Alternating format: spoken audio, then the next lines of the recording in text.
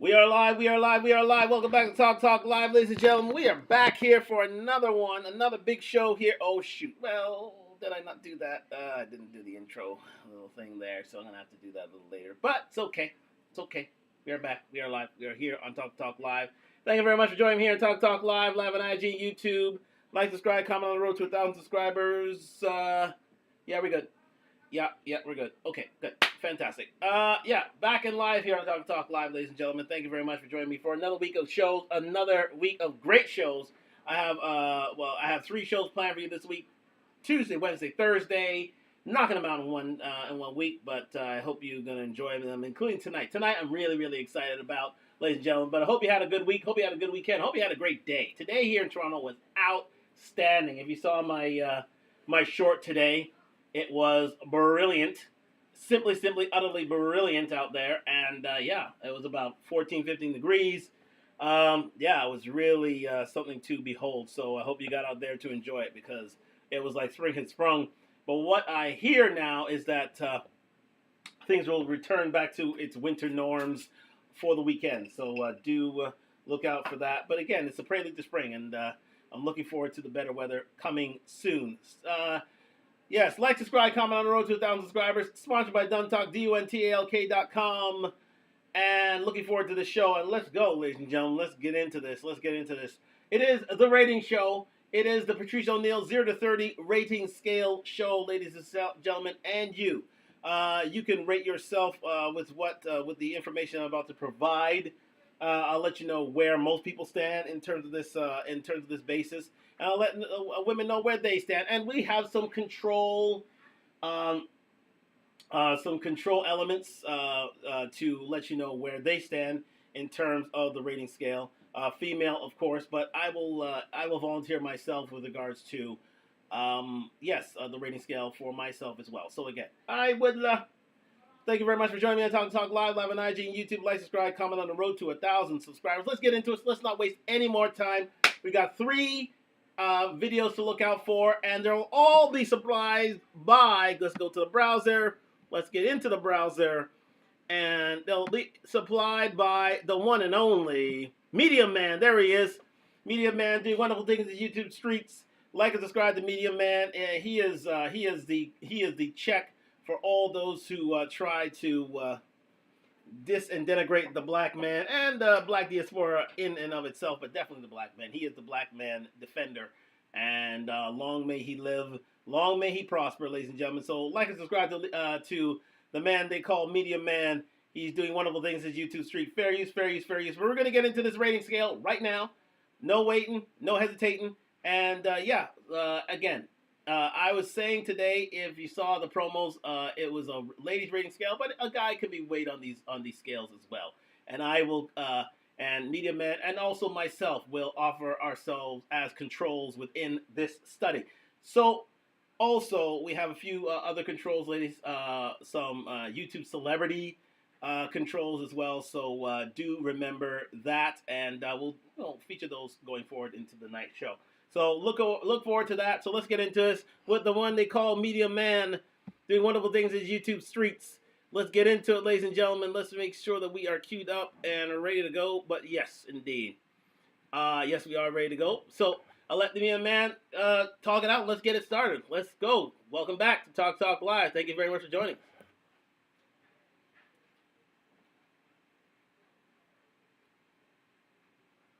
Is going to be heavily involved. And you guys know that we have broken down the different archetypes of black men, the different archetypes of black women.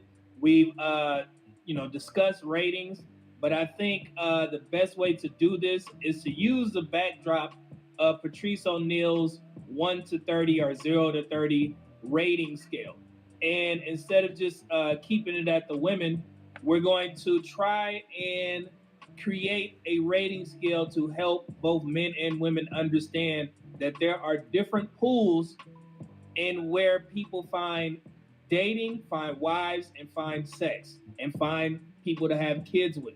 And we're going to separate those as best possible. And I thought about this a lot. I didn't have enough time to work it out and get the particulars, which is why I'm relying on the chat to be heavily involved in this. Now, this is by no means of me trying to undermine what Patrice O'Neal said. If anybody in these spaces know Patrice, I know Patrice very well. I actually found Patrice later on after he had passed.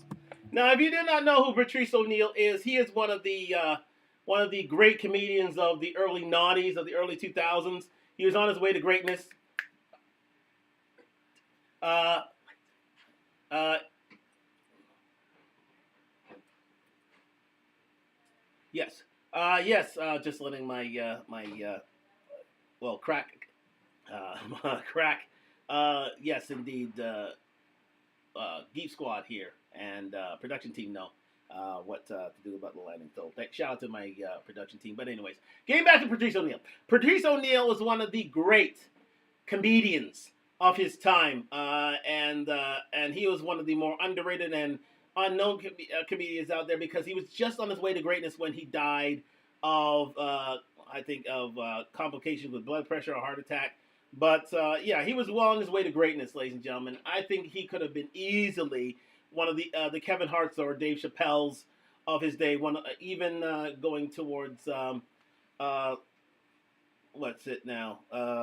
Many great comedians of his day. But those two luminaries are very much Cat Williams as well. That's another luminary that we could call Patrice O'Neal's name in because he was one of the great comedians. Of his time. And it's unfortunate that he passed too soon, way too soon. But one thing that he could be credited with as well is the fact that Patrice O'Neal was one of the harbingers, one of the great pioneers of the manosphere of red pill think and psychology and the red pill movement. And through his comedy, he was very much ahead of his time in terms of calling out the bull of female hypergamy and also the dating scene to such a point where I think he was way ahead of his time in terms of the red pill. I think it's way ahead of his time in terms of the manosphere and how men should behave themselves within the dating scene as we see today. And I mean he was just gone way too soon. So we're basing our scale off Patrice O'Neal. If you have a chance to look up Patrice O'Neal, that's PatriceO'Neal. If you have a chance to look up Patrice O'Neal and his comedy, please do. It is some of the funniest stuff out there, and he was again totally ahead of his time in terms of his content, in terms of his shtick, and again, rest in peace to Patrice O'Neal. Let's continue.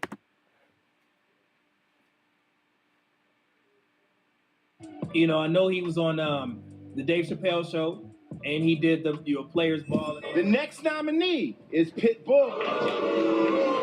Pitbull! Oh, finally. But the first time that I heard his name mentioned outside of that was on The Brilliant Idiots with Charlamagne the God and Andrew Schultz. And they used to mention Patrice O'Neal, Bill Burr all the time. So I decided to, go down this rabbit hole, pause for the young folks.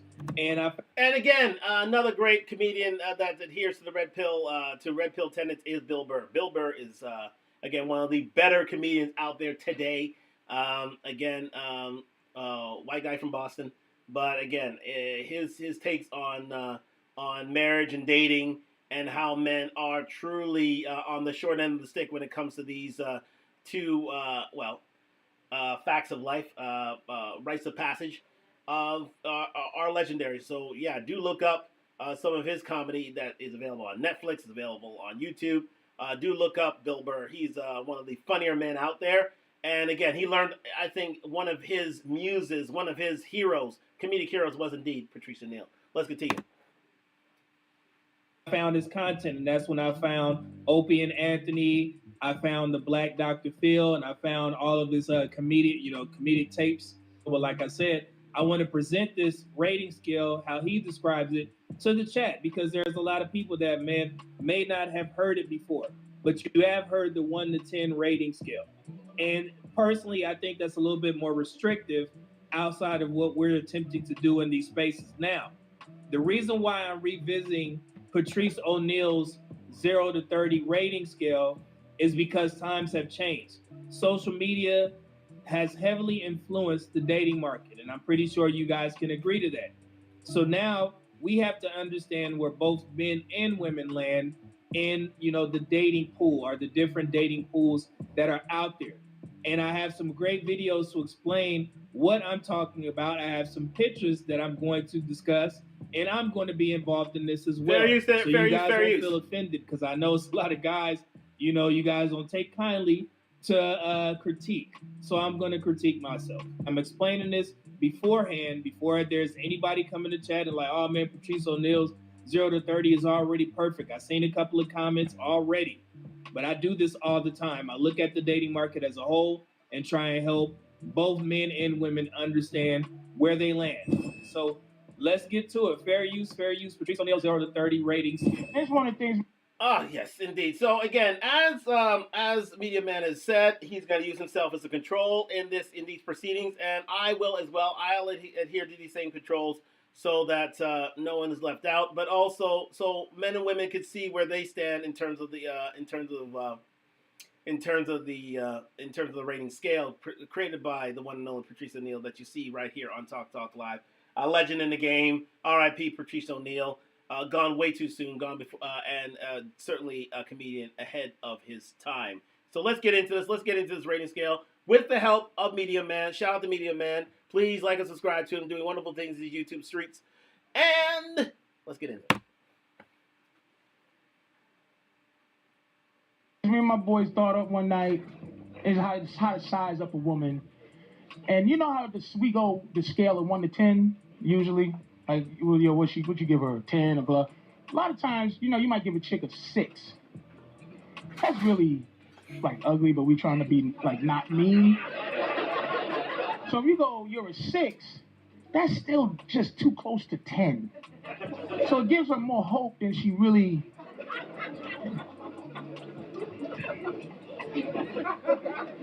like, deserves, So we came up with a method from 1 to 30, right?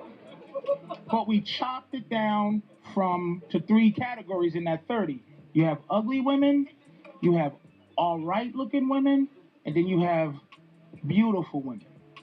So let's say the number 21. That means you are an ugly ass beautiful bitch.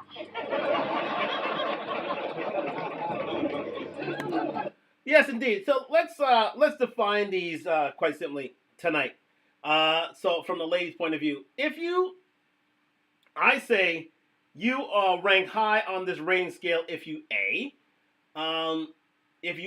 never we're always invited to VIP without having to pay. No, B, basically your looks are your looks allow for your income, so therefore you're a model or a TV star or something like that. And number 3, that you will men of all races, of all kinds, would see you as beautiful and would love to marry you and to create a legacy with you.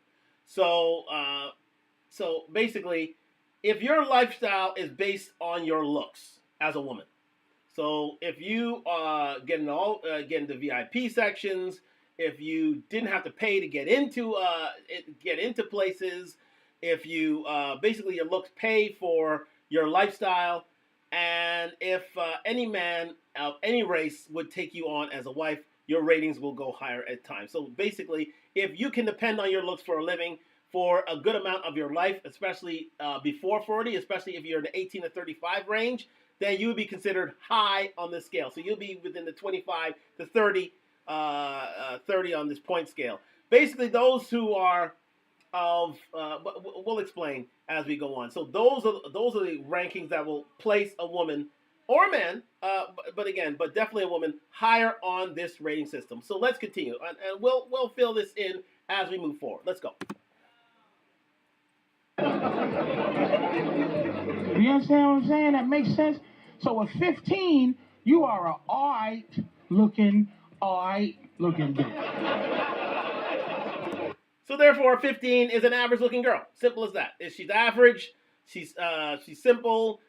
She will not be allowed. She will not be going free into any VIP section. She will not be. She will have to pay to get into anywhere or do anything. Her looks pay. Her looks do not pay for her well-being or her upkeep or her lifestyle or her way of life. And basically, her looks don't make a career out of her. So she's not a model or an actress through her looks. All right, let's continue. Basically, you're an average girl. I'm not looking. She's looking. I mean, I'm not saying I'm just looking at you, but I mean, if you want the number, I'm not going to give you the number because it's the numbers in my own head. But you can have the number on yourself. Like you can decide what number you want. What number would you say you were? So again, I break it down like this: if you have to pay to get into if you have to pay to get into an event, if you don't get free invites to VIP where you don't have to pay for a drink or anything, if your lifestyle is based on you being a model or an actress or your looks pay for your bills, or if you have been wiped up by men of by high value men, and I mean seriously high value men, high 6 to 7 figure men, and they want you to build a legacy with them, then you would be considered in the high 20s to 30s of this rating scale. So you being a 15, you're an average chick. You're basically an average chick. If you have to pay to get in, you have to pay for your own drinks. If your life is not based on your looks, and no high value men are looking out for you. There it is.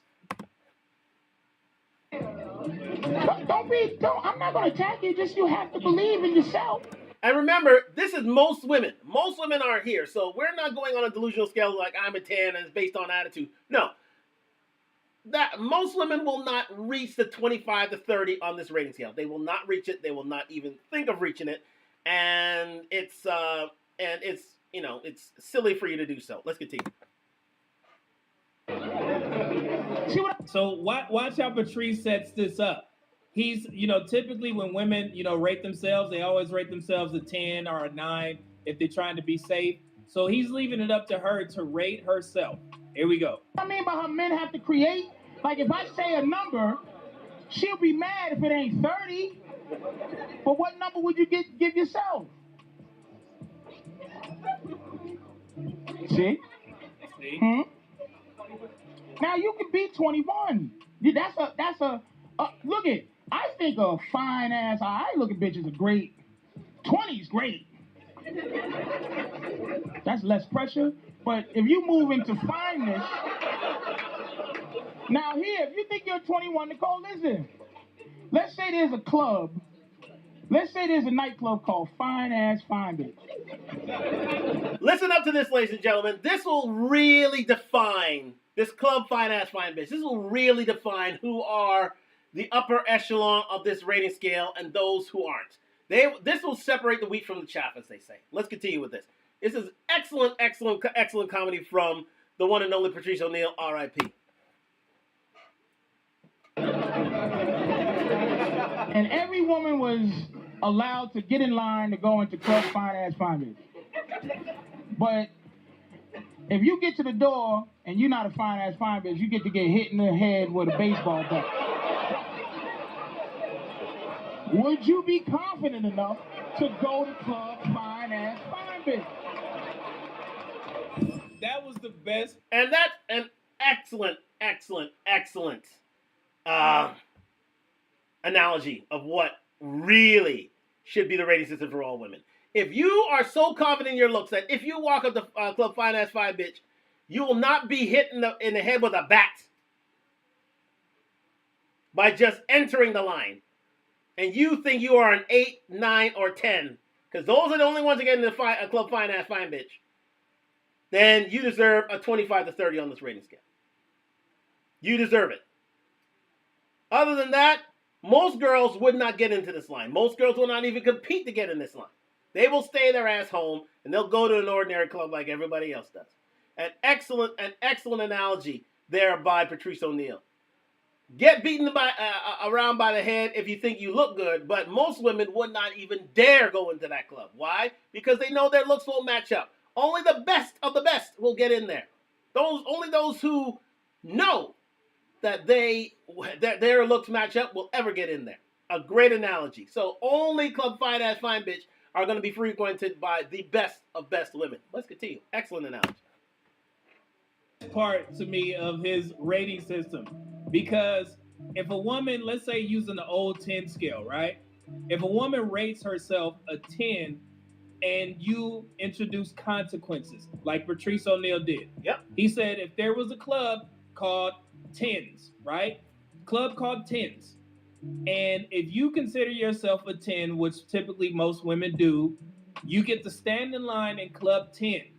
But if you get to the front of the door and they deem you not a 10, then you're going to get hit in the head with a baseball bat. How many women, based off of what you guys hear on social media, would still stand in that line for Club 10? Not a lot.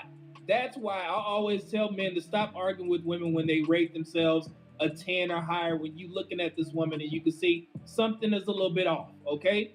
Because the excellent point raised there by Media Man is that most girls won't get into a club fine ass fine bitch. They will not. They will not.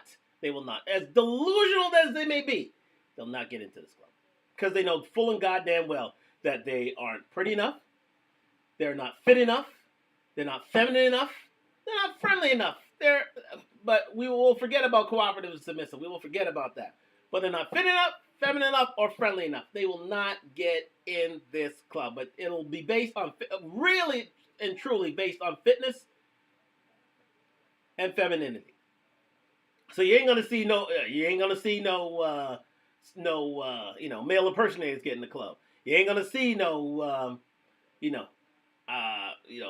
big girls get in the club. They ain't gonna get in that club. As confident as they may be, they're not getting in that club. Because they know the consequences are severe. They're dire. They realize that only the best of the best will get in there.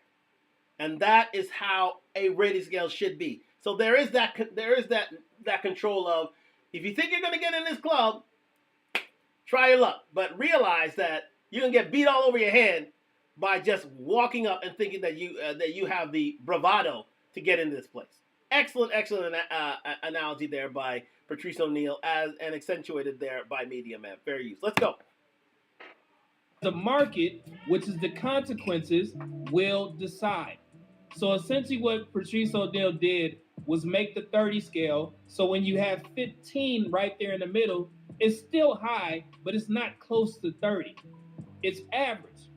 Whereas if a woman rates herself a 6, that's less than 10, but it's too close to 10. So yeah. So here's the thing. And one thing you got to take away from that rating scale is that even if you're rated at a 15, if you're an average chick, the fact of the matter is, and Kevin Samuel said it best, we'll go down in looks to go up in cooperation. So therefore, a man will still wife a girl who's a 15 if she is fit, feminine, friendly, cooperative, submissive. She'll be wiped up. She will. If she's raised right, if she has a father in her life, if she is a one to cook and clean and to make her house a home and to be a matriarch of the family, and could put it on pretty darn good, she's gonna get wiped up. And that you see that every single day in every single facet of life. It doesn't change much.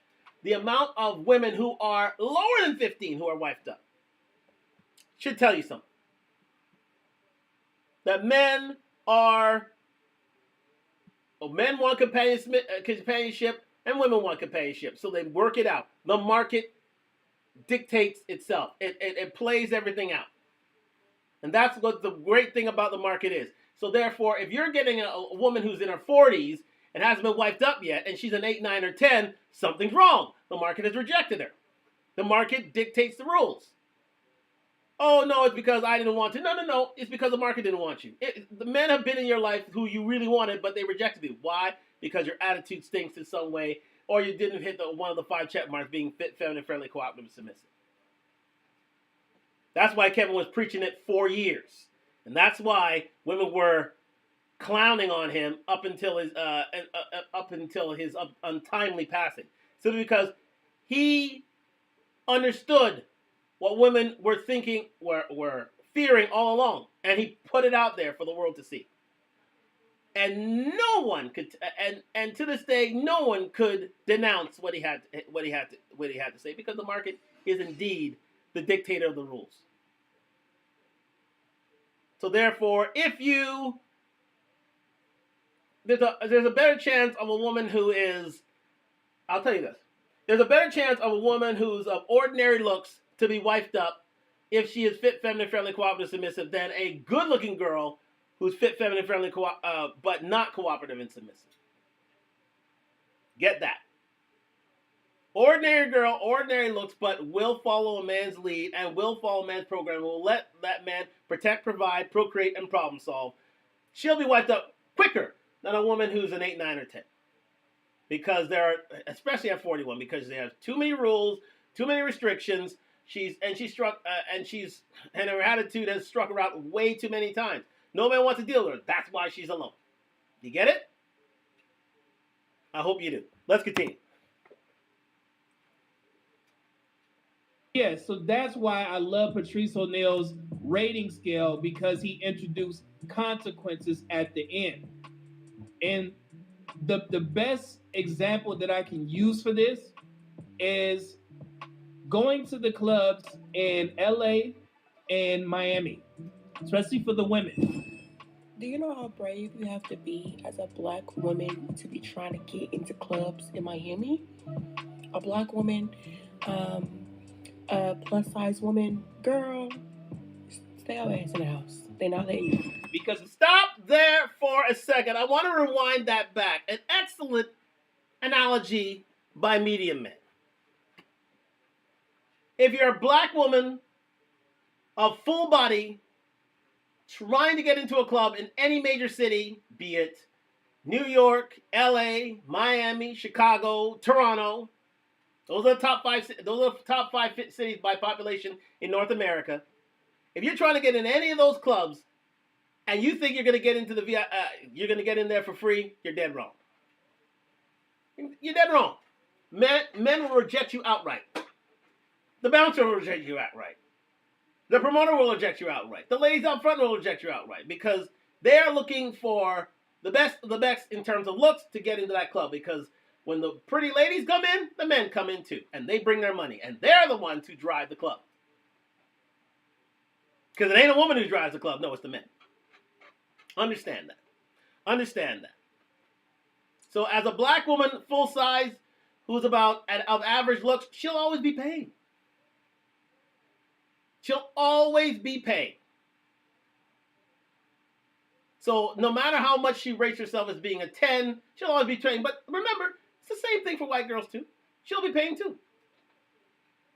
Or Hispanic ladies, or Middle Eastern ladies, or Indian ladies. Any lady from around the world, anywhere, any lady from any diaspora from around the world, if they're going to a major city and think that they can get into a club with their looks, they ain't getting in.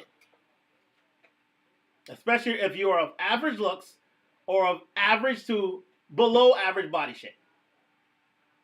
You're not getting in anywhere. You're paying for your drinks tonight. Unless you're lucky enough to find a guy who's willing to take a chance on you and willing to get you a drink, because we're desperate to, as MTR says, get into the viscous innards, as they say. So that's the only way that you get into any club, is if a man pays for you to get in, and you're her man, but you're not getting in there on your looks alone. No, you're not. You're not. So therefore, you're on the mid to lower point on this rating scale from Patrice O'Neal. Let's continue with this. You'll see in a bit how this is done. Men, we got to pay to get in the club. If you want to get into one of those upscale Miami clubs, if you don't know somebody, you're going to have to pay high price for a table. And I'm talking about a regular guy. I'm not talking about entertainers. Let's say you're a regular guy who has a lot of money. Nobody knows you. You have no status. You have no clout in those particular areas. So you're going to have to pay top notch for a table. He's absolutely right. If you're a man, you'll have to pay. Simple as that. We all know that. In order for you to get a table, in order for you to get attention, in order for you to get some sort of notoriety, in order for you to get a little bit of status, you're gonna have to pay for it. A minimum $100 to $200 per session of the club. Sorry, sad, but true. Any man worth his salt knows that. The only way as a man you get into a club for free is if you're a celebrity or know the club owner. And I mean sports celebrity or entertainment celebrity or you're a political celebrity or something like a co-celeb or an infamous individual. That's the only way as a man you get into a club. Or a tech billionaire or something like that. That's the only way you get into a club for free. Other than that, a man's going to have to pay. He will have to pay. He'll have to pay his way in. Usually, in order to get noticed, about $100 to $200 per night. Guaranteed. So that's the only way a man can have a good time and a woman can notice him. You're going to have to pay $100 to $200 a night. Now, if you're not willing to do that, stay home. As a man in this dating market, stay the hell home. It's not even worth it. Not even worth it. And I'm dead serious about that. Unless you are someone with a bit of status, a bit of clout, a bit of money out there that you can walk in and people noticing, everybody knows your name and that sort of thing. But that takes years in order to build that sort of reputation and build that notoriety and status. You're considered a nobody in today's market as a man. Absolutely. A nobody. So you're going to have to pay your way to get in anywhere. And usually it's going to take $150 to $200. So save your money. Go out on a day that is relatively suitable. So for me, as is usually the way, it's Caravana weekend. That's when you're going to have to spend, good grand in order to do some serious business. Or, there are other nights as well. But, that's usually the time where you have to spend your big time money. But again, or a long weekend, either long weekend. All right, so let's get into it. Let's continue. Now, women is a little bit different. They want beautiful women in these clubs, right? So in LA, you can go to a club as a woman, but there's only going to be certain women that's going to get in for free. And if you're not one of those women, then you're not a 10. And then, of course, you can blame it on colorism. You can blame it on superficial standards, and they just don't like this or they just don't like that. But if you're not objectively beautiful to everybody, which there are some women that are, then you will get those privileges. Women call it pretty privilege. Pretty privilege. If you are not a recipient of pretty privilege as a woman, then you will have a tough time on the dating market. And I don't know if you... That is why a lot of women hang out with the prettier women, because she'll allow for everybody to get in. You get this? You get it? You picking up what I'm putting down here? A lot of these women who are of ordinary looks will always try to find a prettier woman to help them move them along the process. Get them in. And on the guest list saying, okay, it's me and 2 and 3. It's usually a pretty girl who usually brings in her friends through her looks. So the 8, 9s, and 10s are always not only sought out by men, but by women as well. Because that allows them free status into a club. That's why there's a whole thing about the mother hen theory. Right? The mother hens are the ones who are ordinary or below average or sub 5 below average looks that will be on the, help those who are above average looks get in and out of a club. And as a result, they are given the allowance of free entry into to a nightclub of their choice. You see what I'm putting down here? It all links up. This is a tale as old as time. Mid to below average women will always look for pretty women to befriend in order for them to receive the status that these pretty girls receive on a regular basis. Access to a VIP, to have a lifestyle based on their looks, to be flown out, or to be have your drinks handled for free and club entry handled for free. So Men don't have this, but men do not have this possibility because you gotta be some sort of celebrity or some sort of uh, man of status and means in order to get into a club. You have to show that you are a millionaire. You have to show that you are a celebrity. You have to show that you have the sort of capacity and status for, or have friends in high places to allow you in. That's the only way. And usually that's once in a blue moon. That's on a rare occasion. If not, you're paying, as I said, $100 to $150 minimum in order to get anywhere and be noticed anywhere. Let's continue. You guys know who Daniel Tosh is? Tosh.0, you remember that show? He had one of the funniest jokes, and women hated him for it. He said, if you're an ugly woman, it's kind of like being a man. You're going to have to work a little. Run that back. Daniel Tosh, one of the funniest men of the noughties. I don't know where he is today, but man, the man had a show called Tosh.0. One of the funnier, especially during the noughties and early teens, one of the funnier shows on TV in terms of video reactions, in terms of YouTube, in terms of viral videos. Look up Tosh.0. He was a very, very funny show, but he did go on, he was very, very much involved with the Alphabet Gang. I don't know what these white guys in the Alphabet Gang, they just seem to have, I don't know. Anyway, there's some sort of affinity with it. Anyways, he's right about this saying. Being an ugly woman is like being a man. You're going to have to work. Yep. And it's true. This is exactly the truth. Being an ugly woman, being an average woman, of average looks, you're going to have to work. You're going to have to pay. That's why one of these, unattractive women will have to always be trained as a prettier woman to be that sort of, how should I say,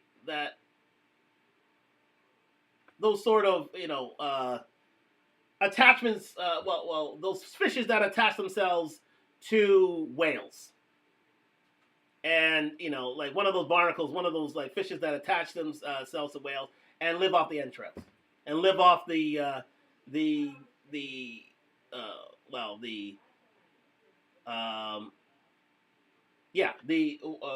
entrails of what the whale gives up. Of any sort of available food or drink or it's just available food or nourishment that a whale can give off. That's what being average looking to below average woman looking is. Woman is. You have to be a man. You're seen as a man. You're seen as a man. Now again, you can get the sort of once you get in the place, you can get that sort of treatment that pretty girls get, but not to their extent. You can indeed enjoy some of the spoils of being a female, which is, get a drink every now and again, but, get a drink here and now, you get a chat from a guy from every now and again, but, it depends on what sort of status the club is. If there's an overabundance of men, then you'll get a lot of looks, you get a lot of attention, but if not, then you'll get as little as possible. If there's a lot of pretty ladies within that club or at that time, you're gonna be ass out. You're gonna be that ugly. You're gonna be that ugly woman. You're gonna be that average looking woman. You're gonna be that unattractive woman that they hate to be, but it is shown. The market shows you how we react to such women. Basically, we're hands off. We're there to see if the pretty girl's around. We'll check her out. We'll see what's available. If not, we're in a closed space. Then we'll go to the next tier. And the next tier is usually the average-looking girls or the below-average-looking girls who had to pay to get in, buy their own drinks. You get the picture. Let's go. It's kind of like being a man. You're going to have to work a little. Yep. It is that simple. But when you got pretty privilege, you ain't got to do all that. People going to move mountains just to be around you. Now, going to the men. He made his rating scale based, for women. Now that social media is around, Men understand where they lack, and they should be moving towards getting better. So, if you're, and let's just be perfectly honest, and before we get into this, let me preface it with this: I am 5'8" and 3/4, so I am not absolved from being short. I'm average height, but I'm short compared to what women say on social media. What is the height that most women say that they want? How tall are you? 5'3". What's the minimum height that you would date in a guy? 6 foot. Because I want to short. How tall are you? I'm 5'6". All right, what's the minimum height you would date in a guy? Has to be 6 foot or over. How tall are you? 4'11". All right, what's the minimum height you would date? The minimum height I would date is probably about like 6'1", 6'2". How tall are you? 5'5". All right, what's the minimum height that you would date in a guy? 6 foot. Why do I say that? Because my brother is 14 and he's 6'3". How tall are you? 5'6". All right, what's the minimum height that you would date? 6'2". Why do I say that? Because my exes are all 6'5". How tall are you? 5'4". What's the minimum height that you would date? 6 foot. Why do I say that? Because that's just what it's supposed to be. So you heard that. This is what men have to deal with. Let's talk about it. If you don't hit the marker, especially the most important marker to women these days is your height. That's what gets you through the door.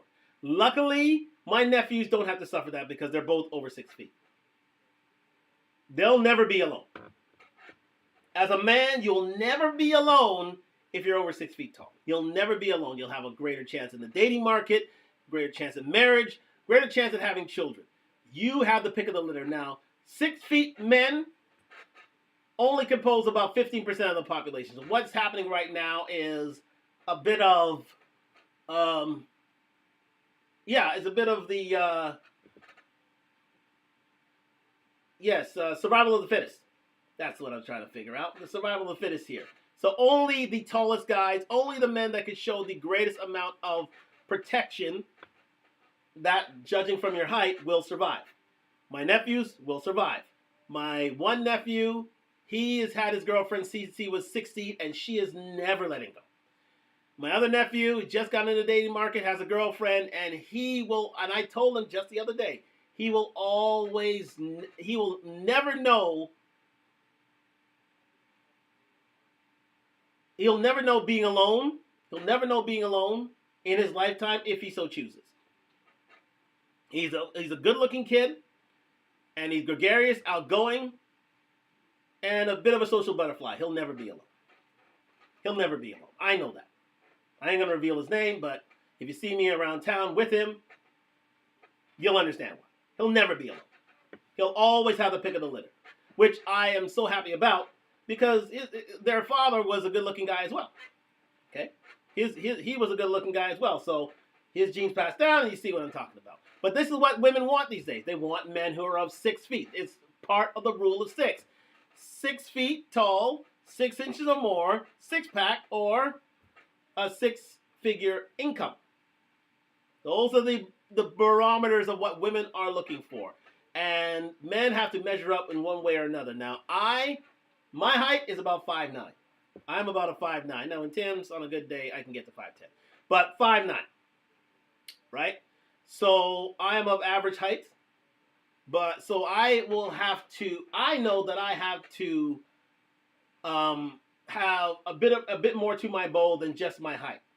So I had to earn more. I had to make more muscle. I had to learn game. I had to learn hold frame, as is so eloquently put in the Manosphere in the Red Pill Zone. You have to accentuate your other qualities as a man. You have to learn. You have more muscle, more money. Learn game, hold frame. That's the only way you survive in this town, because women have that equality that they're looking for. They can earn on their own terms, and they are looking for the best. And those who do not survive, that's why a whole segment of men are literally lost in the dating market, because they don't have certain additives, they don't have certain qualities that women look for. Simple as that.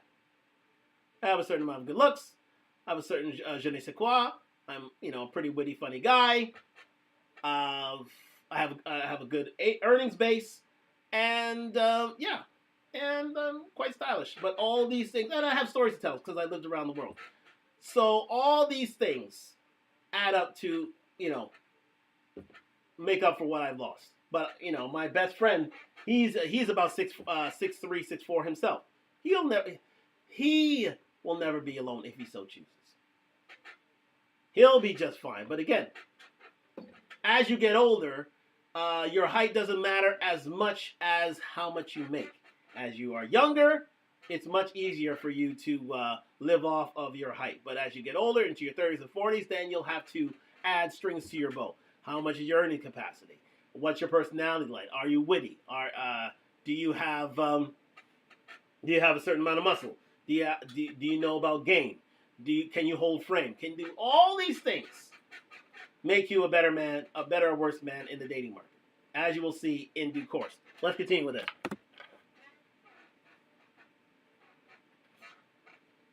Damn near every woman says that they want a man who's above 6 feet. Okay? That's a rating scale for men. Now, how much money do women think a man should make in order to date her? Over 100,000 or more. It's very simple. We understand the rating scale, even though you may not agree with it, which is the same thing that women don't agree with. They don't like to get rated.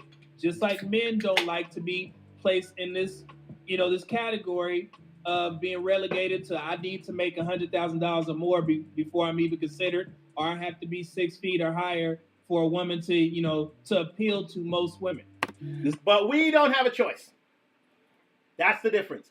Men don't have a choice. Women have set their standards, and we have to measure up, or we're ass out. Either we measure up, or we're ass out. Simple as that. The bar has been set.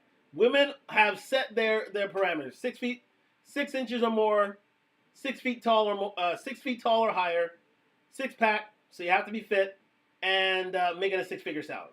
It's the rule of 6, ladies and gentlemen. Women from around the world have set their limits. That would change over time, but for the moment, for the next, I would say, 100 years, that is the set mark. That is the set position. To either measure up or get pushed out. Men understand that, but women, on the other hand, they don't like to be rated, and they feel it's disingenuous. But men have standards too. Simple as that. Men have standards too. And if a woman isn't fit, feminine, friendly, cooperative, submissive, men will go other different places, or they will X themselves out of the dating market. They'll go MGTOW, or they'll wait until they get enough status to find a woman that is of their choosing. These are all the alternatives, but as women have standards, so do men. But women don't exactly like the fact that we do. Let's continue. Does this make sense? Okay, so now this is why I wanted to introduce the rating scale for both men and women to understand. So what we're going to do here is we're going to break it down into 3 different categories. You got 0 to 10, you got 11 to 20, and then you got 21 to 30. Now, before we start, I want to say this before anybody gets offended, both men and women. I can't see your character on social media. I can't see if you're a God-fearing person. I don't understand how sensitive you are to certain issues. I don't know where you stand in regards to who you vote for. So none of that stuff is going to be added because we cannot quantify it. Because I know somebody, well, that doesn't include character. Fellas, get your money up. I don't know what to tell you. I try to tell the ladies that characters matter. They don't give a shit about what I got to say. Fuck that character. Rob a bank. I don't know what to tell you. I was trying to tell the ladies, don't focus on the money, focus on the character. They said, fuck you, Kendra. Where the cash at? Where the cash at? So, fellas, I'm sorry. I tried. She did try. That's Kendra G right there. She'll appear later on in the show. But she did try. She told these ladies that, the character should play a part. But the rule of 6 still applies, ladies and gentlemen, even to average-looking girls like this one here. The rule of 6 still applies. Either you get with it or you get out. And all women have signed off on this. Even if you're a sub 5 or of above average looks. From those as low as 4 to as high as 10, they're all on board with this adage. You got to get your money up if you don't have the height in order to compete. It's as simple as that. You got to get your money or your muscle up. Period. There is no second chances here. There is no negotiation here. Women have done this en masse, and it's up to us to measure up. If not, stay out of the game, which a lot of men have. That's the whole black pill lifestyle that we're talking about here, that has been discussed here on Talk Live. Women have set down the gauntlet, but men have as well now.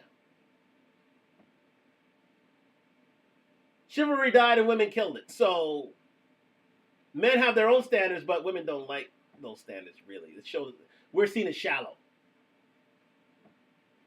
But women are fully, they have every right to adhere to their standards, right? It's the double standard. It's one of the double standards that women, well, love so well. Let's continue. Rob a bank. That's the only way you get a woman in 2025. I don't know what else to tell you. We rarely have conversations about a person's character when we talk about dating. Can we be honest about that? All right, so let's get to it.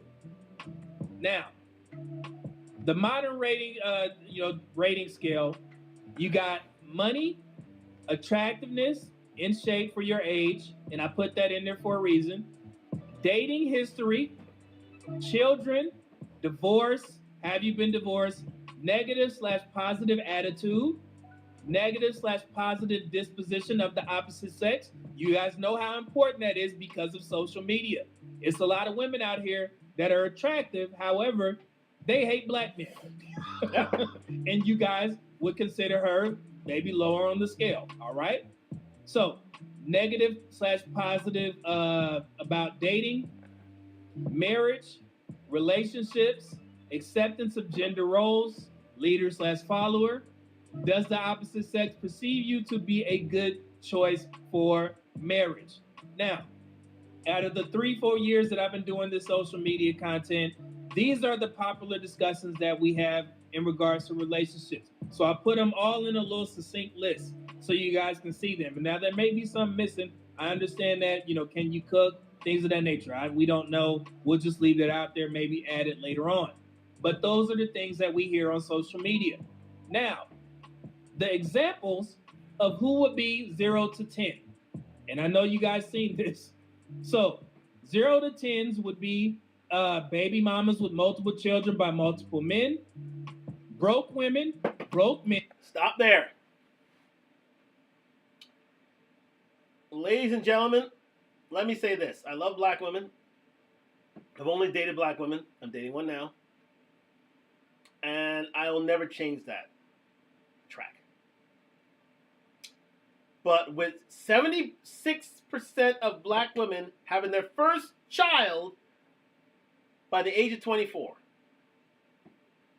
this is where most black women will end up, in 0 to 10 category.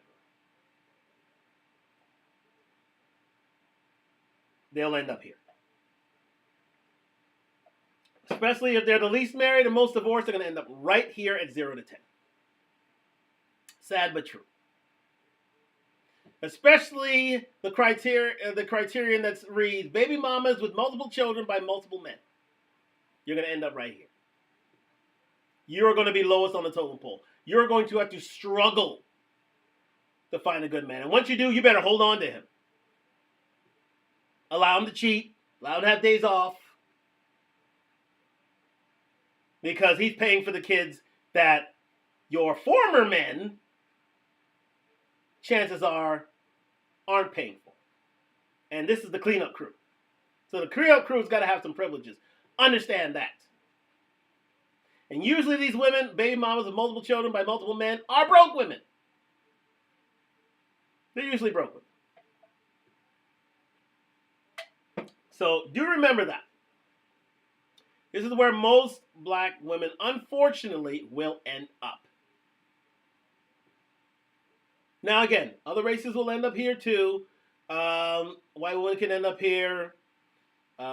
Hispanic women can end up here. But I don't see really Asian or Middle Eastern women or Indian women really ending up here. So if you're going to divide it by races, black women, white women, Hispanic women will end up in this category. They will. They literally will. If they had if they are baby mamas with multiple children by multiple men, they end up here. So unfortunately, a lot of average black women will end up right here. They will. And men with multiple children by multiple women. And again, black men will end up here too. Especially if you're a black man who's broke, who's had multiple children with multiple women. You'll end up here too. Those are the worst of dating prospects. However, for black men, since they offer a measure of protection and provision, they can be of the upper echelon of this category. So they'll be of the 8, 9, and 10 region because they add a certain amount of protection, provision, procreation and problem solving, because most of these men who've had, so let's take a Nick Cannon, let's take a Future. These are men with multiple children by multiple women, but yet they, watch out for this, can easily move themselves out of this category and into a 21 to 30 category. They can move themselves out of here. Not a lot of black women can do that. Not a lot of white women can do that if you've had multiple babies by multiple children by multiple baby mamas. Women can't get out of this. Once you're here and you've done this as a woman, you're basically staying here. And of the rare variety of women who've made a name for themselves through their careers, they can get out of here and maybe get into the low teens. But other than that, they're here. They're here to stay. Let's continue. Men/women with negative positive perception of the opposite sex. Now you go to 11 to 20s. Maybe married before, but had a child or children while married. You guys, and let me say this. I learned this from these male-centric spaces. You guys put women who were married and had their kids within wedlock in a different category than women who are baby mamas. And you know who also put them in this category? Kevin Samuels did. He did. Whenever he was assessing women, if he found that a woman had their children by one man within a marriage, yeah, she was of a higher rank. She is of a higher rank. I'm dating a woman who's in that rank. Previously married, had a child with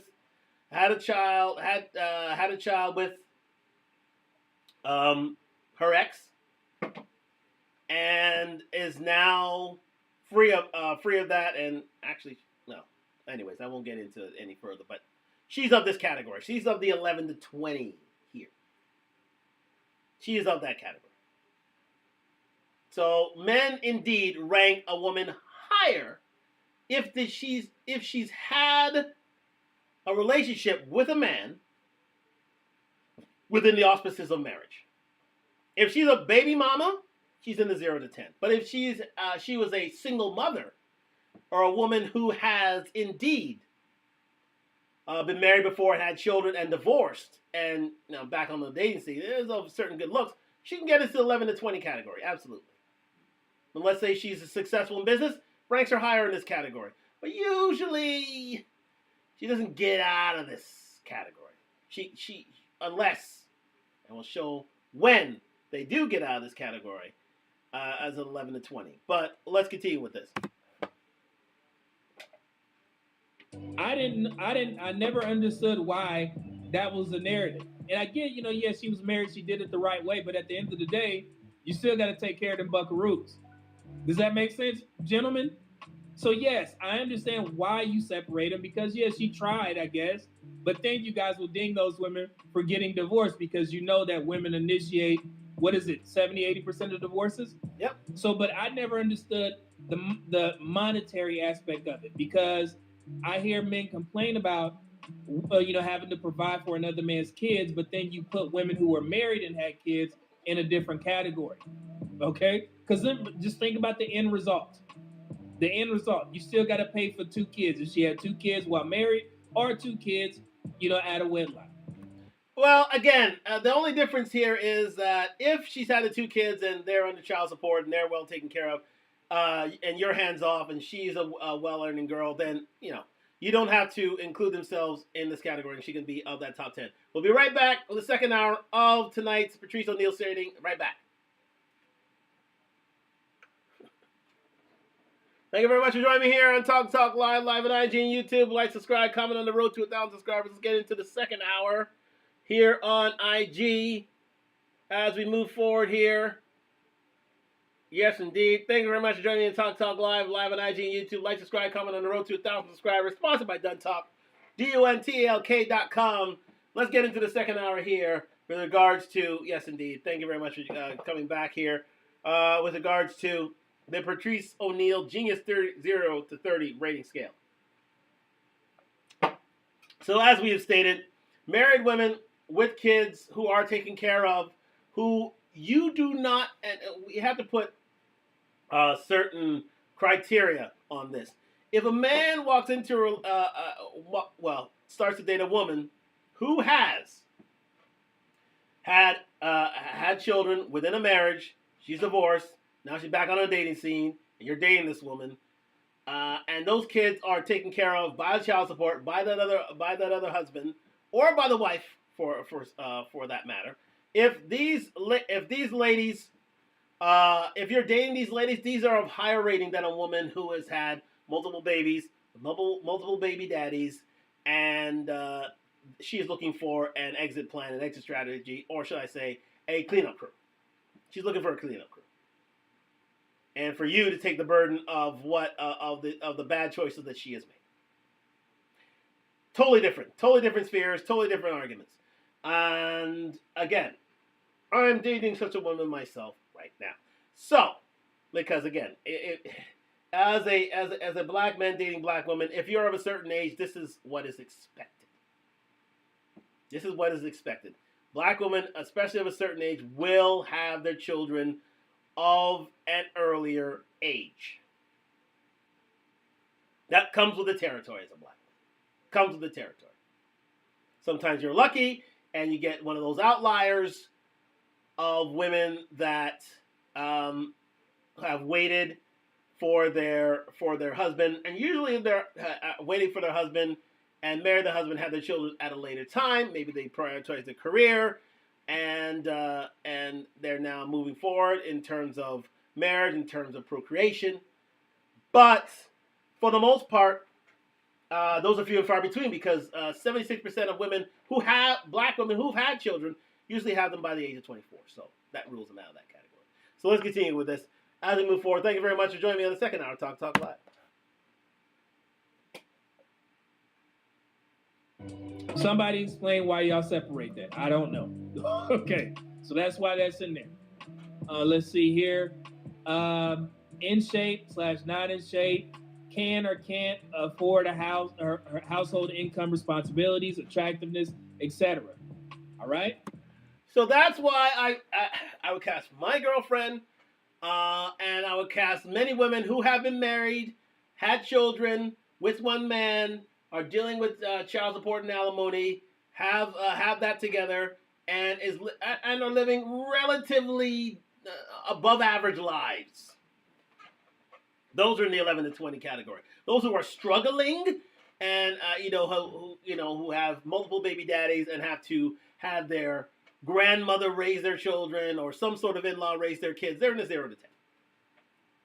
They're in the 0 to 10. If you have to go to some sort of government housing in order to find these women, they're in the 0 to 10 category. Guaranteed. But anyways, we move forward. But again, that is where that's where a lot of the, yeah, that's true.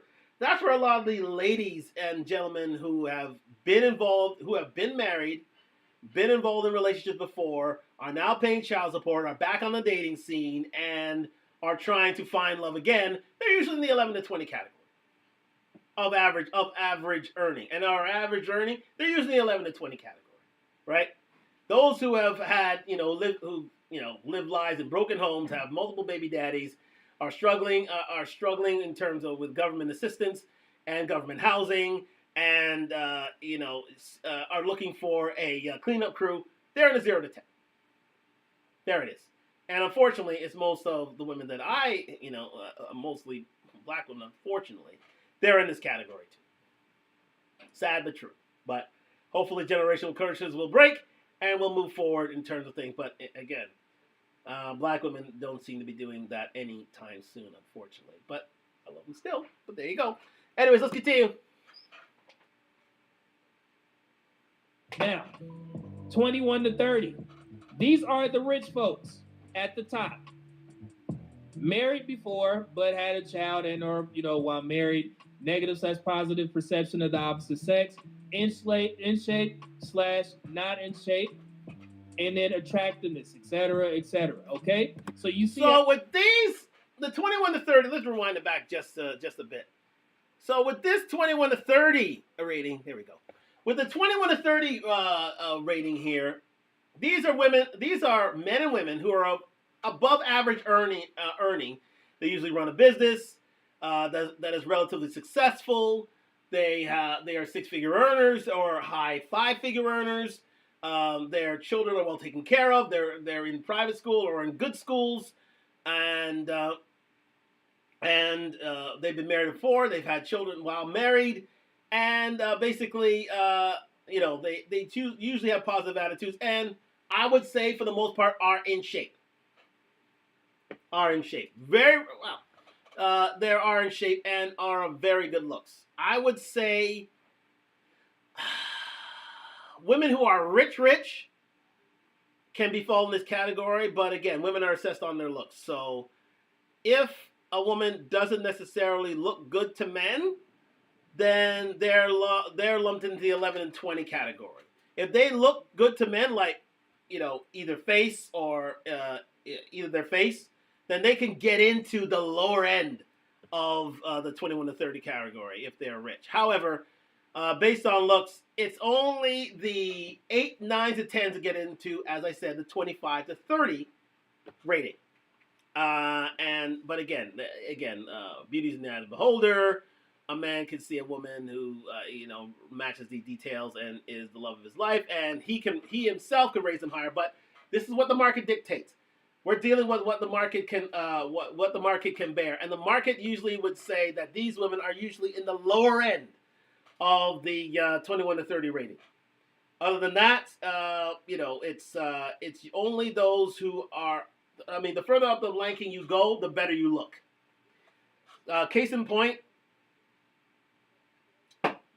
see Shamar Boer's new wife.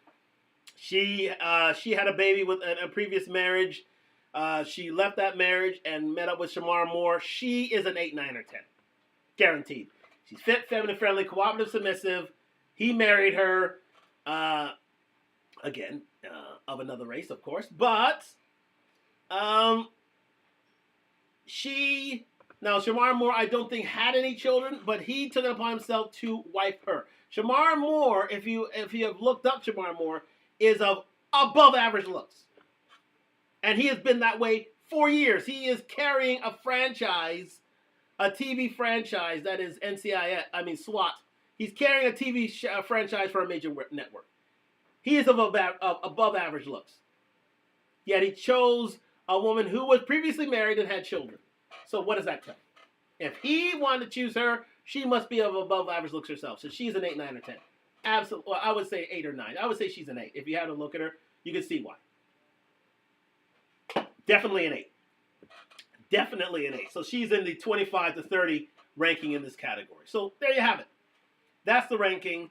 Most women who have, baby mamas with, and just to recap, baby mamas with multiple baby daddies in the 0 to 10, they'll never leave that category. Women who have had children before, are married, and are of average income to slightly above average income. They'll end up in the 11 to 10 category, depending on the looks. And then from 21 to 30, it depends if you are rich and you're of relatively good looks. That will move you up the category. So you'll he'll go from 21 to about 30, depending on your looks. So the higher you go, the better you look. There it is. For men, uh, if you're a broke man with multiple baby mamas, you're in a 0 to 10. If you're a man who has most average men will end up here at 11 to 20. So they're of average income. They've had children if in a marriage or not, and they are in shape or not, but they're of average income. They can they can take care of themselves, but that's in that case, most of these men won't breed with most women these days because, again, was it now? I think above 50%, especially in the black of the black diaspora, about 59 to 60% of black men haven't had a child. Oh, no, sorry. 54% are single and childless. 61% of the middle class. So it's 54%. That's what Kevin Samuels used to say. So it's about 54 to 55% of black men are in this category. Are average looks, and of average income, and are middle class, so they can take care of themselves. Of a family, no, but themselves, yes. Then as you move to the 21 to 30, these are the men who are of above average earnings, so high 5 figures, low 6, into the 6 figures and above. They may have had children or not, and they have a more often than not, they have a positive perception of the opposite sex, in shape, not in attractiveness.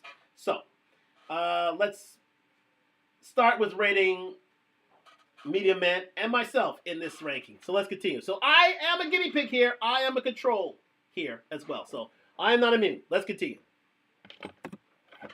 But had a child and or while married, negative/positive perception of the opposite sex, in shape / not in shape, and then attractiveness, etc., etc. Okay, so you see how these are broken down, and the reason why I put 21 to 30 for rich for both men and women is because you can meet that metric of having a lot of money, but you could have a negative disposition about the opposite sex, which would make you lower on the totem pole of the 21 to 30. Yep. And I have some examples that I'm going to show you guys that you guys are going to recognize easily. So that's your boy. That was actually my first year in the military. I don't think I was in the military for more than 7 months at the time. This was back in 1999. So let's move forward a little bit in this. Positive disposition, no, but I wasn't making a gang of money. All right, you consider me poor. I think I was an E2 at the time. All right, and you don't get paid a lot of money. Now, the reason why I'm using myself is because first I don't like rating guys because I'm a grown ass man. Move that for a second. The negative positive disposition, no, but I wasn't making a gang of money. All right. You consider me poor. I think I was an E2 at the time. All right. And you don't get paid a lot of money. Now, the reason why I'm using myself is because first I don't like rating guys because I'm a grown ass man and I don't rate a guy's looks. However, we will talk about the money aspect and the status aspect, but for myself, of course. So, and this was before I had braces. My teeth was all jacked up. I weighed all of 145, 150 pounds. It's funny, I didn't even hit my growth spurt at the time. I grew 2 inches after this. I don't know how, it just happened. All right. So yeah. So this was your boy. So if I'm rating myself, I would be in the 0 to 10 category. So therefore, this is all men. All men of a certain age, of a certain requirement. So let's say we are late teens, early 20s. If you're of average height and you're just starting on the rating scale, you're a 0 to 10. The only way that you can get out of this is if God gives you the good graces to be with a woman by sheer luck or by sheer wit, charm, or whatever. And that is the only way that you can get out of that rating scale and find a woman for yourself. Other than that, you are at the bottom of the barrel as a man, and therefore you are at the 0 to 10 rating, especially if you're a man who's of average to below average height, don't make much money, and not a lot of women are going to come your way unless you have some sort of charm, wit, or dexterity about you, some sort of some sort of way with women that allows you to get out of that 0 to 10. But as a man at that time, you are eating mud. You are shoveling shit. You are at the lowest earning potential that you may have. You may have youth, you may have vitality, you may have health on your side, but other than that, you are in the shit as a man. So therefore, as medium man, and most men would rate themselves, they're in a 0 to 10. They're in a 0 to 10 rating scale. That's all men, that's all races, period. Unless you are of a six-figure, 6 inches or more, then you can get out of this category. Then you can move up to the 11 to 20. But most men are not getting into the 11 to 20 category. Most men from 19 to 24, or basically from 19 to 30. Let's go 29. From 19 to 29, you're not getting out of this category. You're of average looks, you're of average height, and you will be a 0 to 10. Maybe you'll move it up to a 20, but other than that, that's it. You're done. You're done out here. You're done. You're done. And all men realize that we have to go through a struggle. That's the struggle time. That is struggle time. From 19 to 29. Let's continue. And again, just being honest. Just being honest. But as for rating for myself, I was in that category too. Most men, 90 to 95% of men are in this category at that time. From 19 to 29, they're shoveling shit because you're not a man who was born with a silver spoon in his mouth, and you have to struggle to make a name for yourself. So, unfortunately, that rules you out of any sort of upper echelon rating as a man. Let's continue. And honestly, having a stable career, I would rate myself a 6 at the time, 6 out of 30, because I wasn't doing very well. So you see, I could be honest with myself. And on top of that, I was short. So I didn't meet the money aspect. I didn't meet the height aspect. And I also didn't meet the in shape aspect. I was skinny, but I didn't meet that. So I can be honest with myself because I did have a career. I was on a 6-year contract.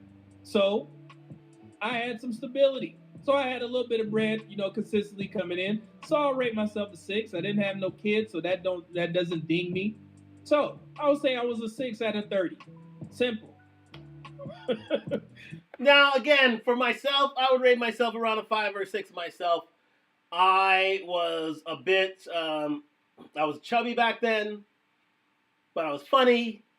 But I didn't earn much, if not anything. But I had a carefree life. I didn't have any kids early. Went to high school, college, university. Had the occasional girl from time to time.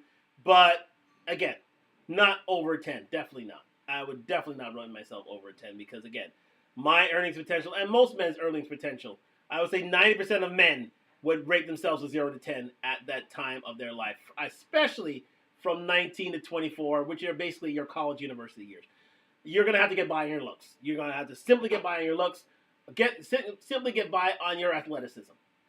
So if you're a track star, if you're a big-time athlete, if you play basketball, baseball, football of a certain variety, that rates you up the rating scale, gets you into 11 to 20s. If you're over 6 feet, that gets you over that. So your physicality and your height will get you into the 11 to 20 category. So if you're a star athlete, or if you are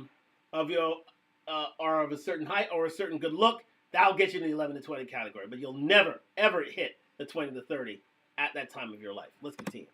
As a man, that is, yes. Now, you understand where I'm going with this? I use myself so y'all won't get offended. I got to coddle men's feelings in these spaces. This is wild work. Okay. But remember, for a woman, she can rank herself because women are trust fund babies. So women will get an automatic higher rating for their youth, beauty, and fertility. So most women will rank themselves within an 11 to 20 category. Guaranteed. Off rip. No questions asked. Women of the 18 to 24 variety, the most desirable of women on the planet, of all women, usually from 19 to 24, that's what men see as the most desirable of women. they're easily 11 to 20. They're easy 11 to 20, depending on looks. So you can go as high as 20 in terms of your looks, or you can even go into your 30s in terms of your looks. Because if your looks allow for you to get into clubs, get into VIP for free, get yourselves into have your looks pay for your living, pay for your lifestyle, and if men of high value seek you out and want to fly you out everywhere and want to, give birth to a legacy for them, then you get into the 20s to 30s, depending on your looks. Absolutely. Women start out at the 11 and they'll go up. But it depends, again, on if women have had multiple children, then they'll go 0 to 10. However, if they look good, they go into 11 to 20 and even 11 to 20.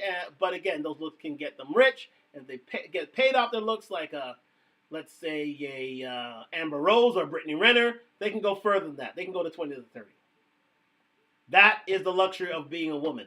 Your looks can move you from a 0 to a 30 real quick. And high-value men are calling your name. High-value men are trying to fly you out. High-value men are trying to buy you valuables. High-value men are trying to show you a certain lifestyle. High-value men are trying to make you their wives and bear their children. That is why these categories are very, very fluid for women. Very, very fluid. They can go from a 0 to a 30 real quick. Especially if she's a 9, she hasn't had kids, and she's 19. Yeah, easy. 25 to 30. Easy. Especially if her looks get her noticed, get her pay for her lifestyle, attract high-value men to pay for that lifestyle, can sugar mama, sugar baby it, and can get, hopefully not get into OnlyFans or get into some sort of corn. Then they do themselves a disservice here. But if you are young and have been a baby mama and had multiple children, then you stay in the 0 to 10. It's as simple as that. But for women of a certain age, especially 19 to 24, very, very, very fluid. They can go from 0 to 30 in an instant. Let's continue. Me at 45 years old. Now, I mean, a gang of different metrics. You know what I'm saying? The in shape. I'm still not tall. I'm average height, but we do well for ourselves. Let's just say that much. To the point that I would be in that 21 to 30 category based off of that. However, like I said, if I was single, then I'm not at the height of your NBA players, your entertainers. And I'm going to use an example here in a second. I'm not up there. I can't go to a Miami club, even though I may be doing well for myself. I'm not a basketball player, okay? I'm not a basketball player. So I can't show up and be like, hey, man, let me get into this club. No, my ass got to pay. So I don't have the status as them, so I cannot rate myself a 30. So again, he's absolutely right on that. Is Medium Man, in the sense of, now that he's 45 and myself, I'm 48. Now that we are of a certain age, yes, we can rate ourselves higher based on our earnings income, and moving into six figures, that allows me to get into the 20 to 30 ranking, and with regards to my investments and my real estate portfolio, that allows me to get to the 21 to 30. That allows me to get to the 21 to 40. However, as Media Man is correct in saying that you have to have a certain celebrity, you have to have a certain sort of cachet in terms of your income that allows you a certain status that allows you to get into clubs for free. So let's say you're an Elon Musk. Let's say you're a LeBron James, for example. These two gentlemen can walk up into a club and say, I want to get in. Doors are open. You walk through. Simple as that. And you're considered, the life of a party. You're considered a celebrity. If you have that sort of celebrity status within your town, within your country, internationally, then you could be of the 25 to 30 category as a man. Other than that, depends on your earnings potential. And most men will not get up there. Most men will stay within the average within the average income 11 to 20 categories. Simple as that. They're not moving up. They're not moving down. They stay where they are. And it depends on their income and their earnings potential to move up that ranking. The money will drive that. Yes, you can have, if you're able to problem solve, procreate, protect, provide, yes. Then you can move up this category to great effect.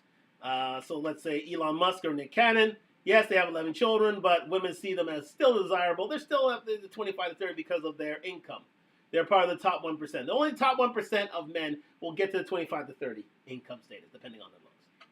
If they look good, they adhere to the rule of 6, and earn to the top level, to the top 15%, even to the top 5 to 1%. Yes, the further up you go in terms of earnings, yes, you can easily be up this rating scale. As for women now, they usually depend on what their man's income is, and if they're taking of a last name of repute. Other than that, most women will stay within the 11 to 20 category. Sad but true. Most women are not going to reach an elevated status of income, driving them up and beyond that point. The only way that they're taken there is their looks. Simple as that. Look, it is a looks-based hierarchy here, and the better you look, the further up the totem pole you will go. Simple as that. So if you're fit, feminine, friendly, cooperative, submissive, you go higher. But again, we will go down in looks to go up in cooperation. Remember that, ladies. Let's continue.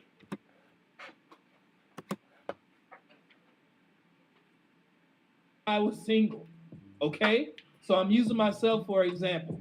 So I would say I would probably be in the low 20s, maybe a 22 or a 23 if I'm being safe. Because of the fact that I am short, I don't have as much money as the uber rich people, but I'm doing well. But I am in, the best shape possible that a 45-year-old man can be. And I know this because damn near everybody fat. Make sense? So I would say, adding that, I'll be about a 23. Because I'm going to ding myself for being short, and I'm going to ding myself for not being as rich as the entertainers and basketball players. Now, they may be lacking in other areas, but what are men judged on? Your resources. How tall you are, your money. I'm not there yet, okay? I don't have the status of them.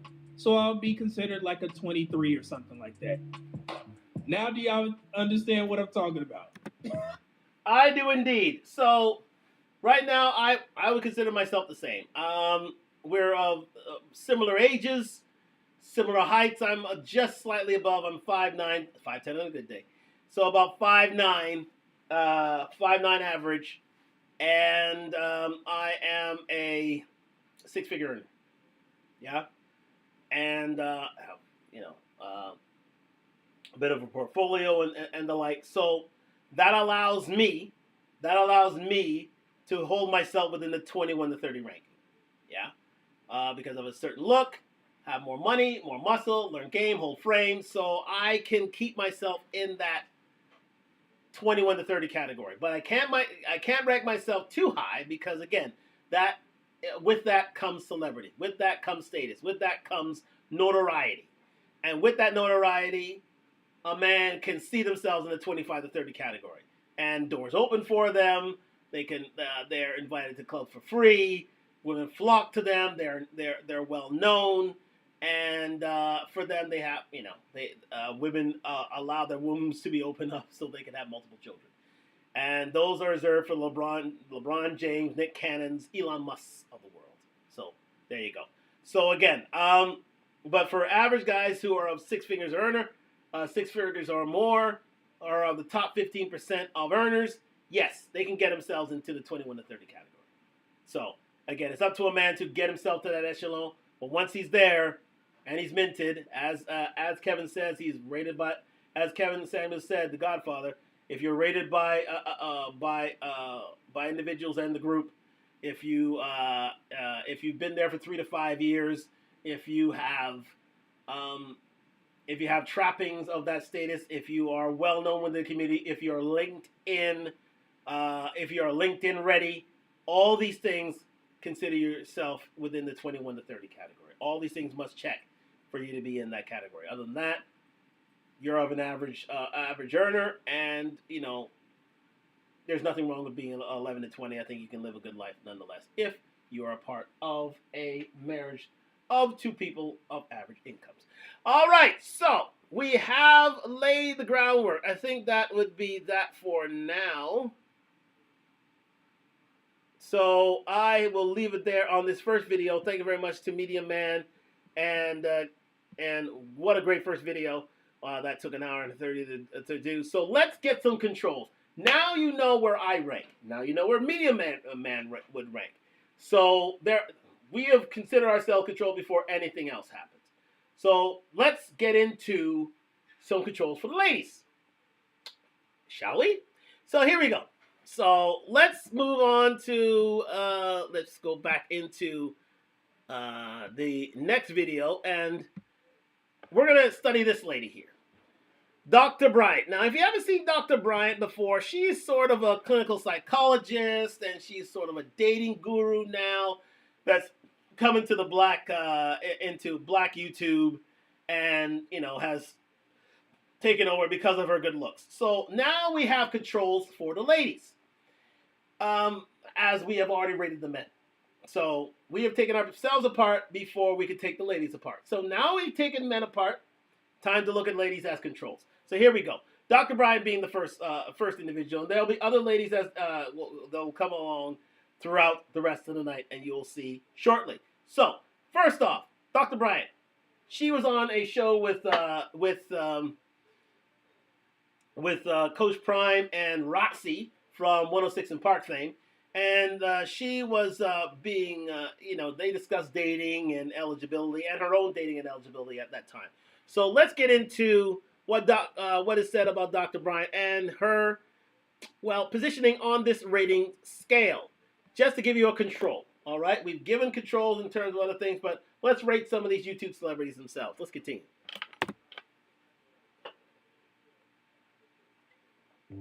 I'll give it a minute to let it soak in, so y'all get pissed off. So let's go down the list of Dr. Bryant. Dr. Bryant is over 40 years old, correct? Okay, so money. She makes a significant amount of money, so she would be in that 21 to 30 category. Attractiveness. Remember, okay. He's about to explain. I'll let him continue. Yes, Dr. Bryant is attractive. She is in shape. I don't know if she had work or not, but when you compare her, and I want y'all to be very honest about this, when you compare Dr. Bryant's physique and her looks compared to the average day-to-day chick, she ranks high. Can we agree on that? I can definitely agree on that. Dr. Bryant is an above-average looking girl. One above average looking lady. My apologies. Above average looking lady. She is an 8. She is an 8. To some, she's a 9. To some, she's a 10.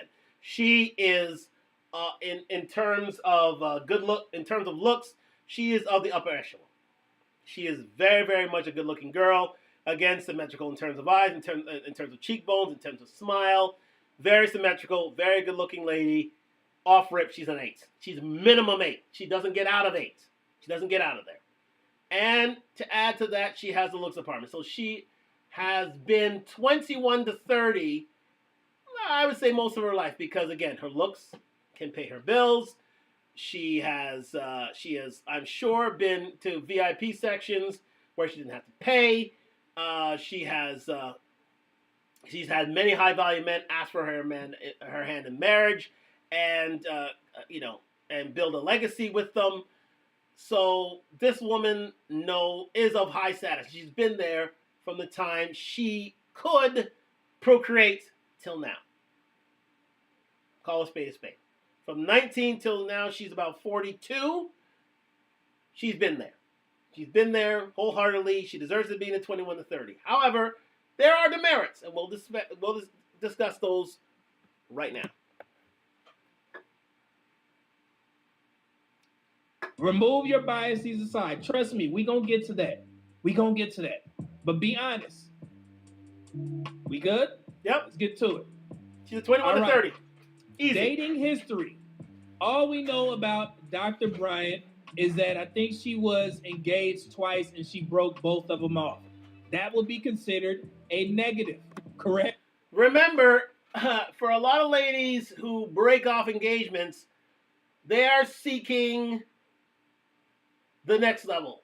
They're seeking men who meet their income requirements, who can provide them a lifestyle to which they have been accustomed.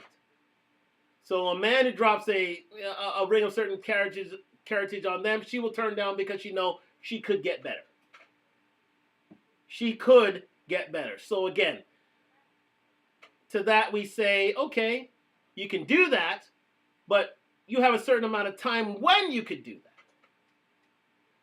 You don't want to carry this into your upper 30s and post 40s. You don't want to do that. You don't want to be in the casino too long. You don't want to go to the next floor thinking that there are bigger and better things on that floor if you're in a department store.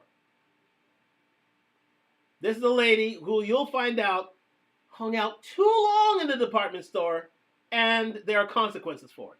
She hung out too long in the casino, and there are consequences for it. Let's continue. So if you were courting Dr. Bryant and you were in her 21 to 30 dating pool and you found out that she was engaged twice and she broke both of them off, you would consider that a red flag. Now, children. She don't have any children. So that's actually a positive, correct? Yes, it is a positive, medium man. It is definitely a positive that she doesn't have kids. Absolutely. Most men would consider this a very attractive lady to build a family with. Absolutely. Especially if you're dealing with a clean slate. Those are the most valuable ladies possible. However, as was stated before here, that this lady has indeed, she's picked up bad habits, especially as she moved into her 30s and into her 40s. She's not as pristine and as well regarded and world renowned as she once was in her 20s. That's not happening anymore. She hasn't gotten better with age. Most women don't get better with age; they only get worse, especially in their attitude, especially in their outlook on the world, and especially how they see themselves. They get worse. So, what we're dealing here with is a woman who's of obviously great looks, obviously has been well, given their way most of their lives, are looking for a certain type of guy, basically a man who's of a high six, if not seven-figure man, and she is unwilling to settle for less. However, her biological clock is ticking. It was ticking loud and clear. She's 42 now. 5 to 7 years ago, she knew that she had to make a decision. She didn't make a decision because she thought that she could stay in the casino and win. She thought she could stay in the department store and find the high-end items. That's not happening. That didn't happen, and she is where she is. Alone. At 42. Let's continue.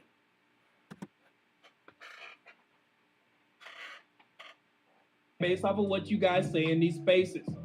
Now, divorce, she's never been married, okay? Negative/positive attitude. This is where it gets tricky. How do you perceive Dr. Bryant's attitude on social media? This is one of the dynamics that was missing when Patrice O'Neal was around. Yes, social media was still getting its legs, but it wasn't as popular as it is now in regards to relationships. You guys all know how you've seen Dr. Bryant on shows. I don't know her personally. We don't know her personally, but based off how she presents herself on social media, would you consider that a negative or a positive? Personally, I would say negative, in my opinion. Just my opinion. You guys can determine that on your own. Now, he has a right to say that it's a negative. She's picked up a lot of bad habits in her time. She has a low opinion of men. She does not have a friendly disposition. Let's go on the rankings of the Godfather Kevin Samuels. She is fit, absolutely fit. That is a high check mark in her back. She is feminine, very feminine. You can see that. Most men would deem her very, very attractive. So that's a check mark in her butt. But is she friendly? I think over time, even though her smile is deceptive, I don't think she's become friendlier. She's become less friendly, less understanding, less willing to work with men and cooperate, which is our next category. Is she cooperative? No, she is not. Is she submissive? With all that being said about Ms. Bryant, Dr. Bryant, do you deem her as being submissive? Let's see. Let's keep going. Negative/positive disposition of the opposite sex. How does she feel about black men based off of what you see on social media? She don't like us. So that would be a negative. But one thing she did, she thought she'd be a white. So from what some media man is saying here, she thought that she could be a crossover. She thought that she could, judging by her looks, be a white man's wife. She thought that she was of above average looks that she could cross over. However, she is not willing to be cooperative or submissive at all. So she couldn't. There it is. One thing that I know white guys are looking for in their women is cooperation, but mostly submission. You're not going to get submission from this lady. You're not going to. It's not going to happen. It's not going to happen. Black men will be more tolerable of her attitude, but for a lot of black men, no, it's not going to happen. It's not going to. For white guys, no. She's a beautiful girl, yes, fine, and she may be able to get a white simp, but most men that she wants are high value men, especially of the white variety, and they don't kowtow to no one, for the most part. It's very rare you'll get a white, rich simp looking out for Dr. Bryant. It ain't happening. So that's why she's alone. You know who's of a similar ilk to Dr. Bryant? Ebony K. Williams. What happened to Ebony K? She has had to fund her own IVF treatment in order to have a child. Know the similarity here? You'll see another one of a similar variety here on this show as well. I've already introduced her, but you'll see. Exactly. But, hey, that's what she's looking for, but they don't want a woman with an attitude. And that's what she is. And that attitude has only grown as time has passed on. So looks aren't everything. Looks will get you in the door, but it won't keep you in the house. Let me repeat that. Looks will get you in the door. It'll give you opportunities that most men and women will never have, but it won't keep you in the house. And for all intents and purposes, she belongs to the streets. Let's continue.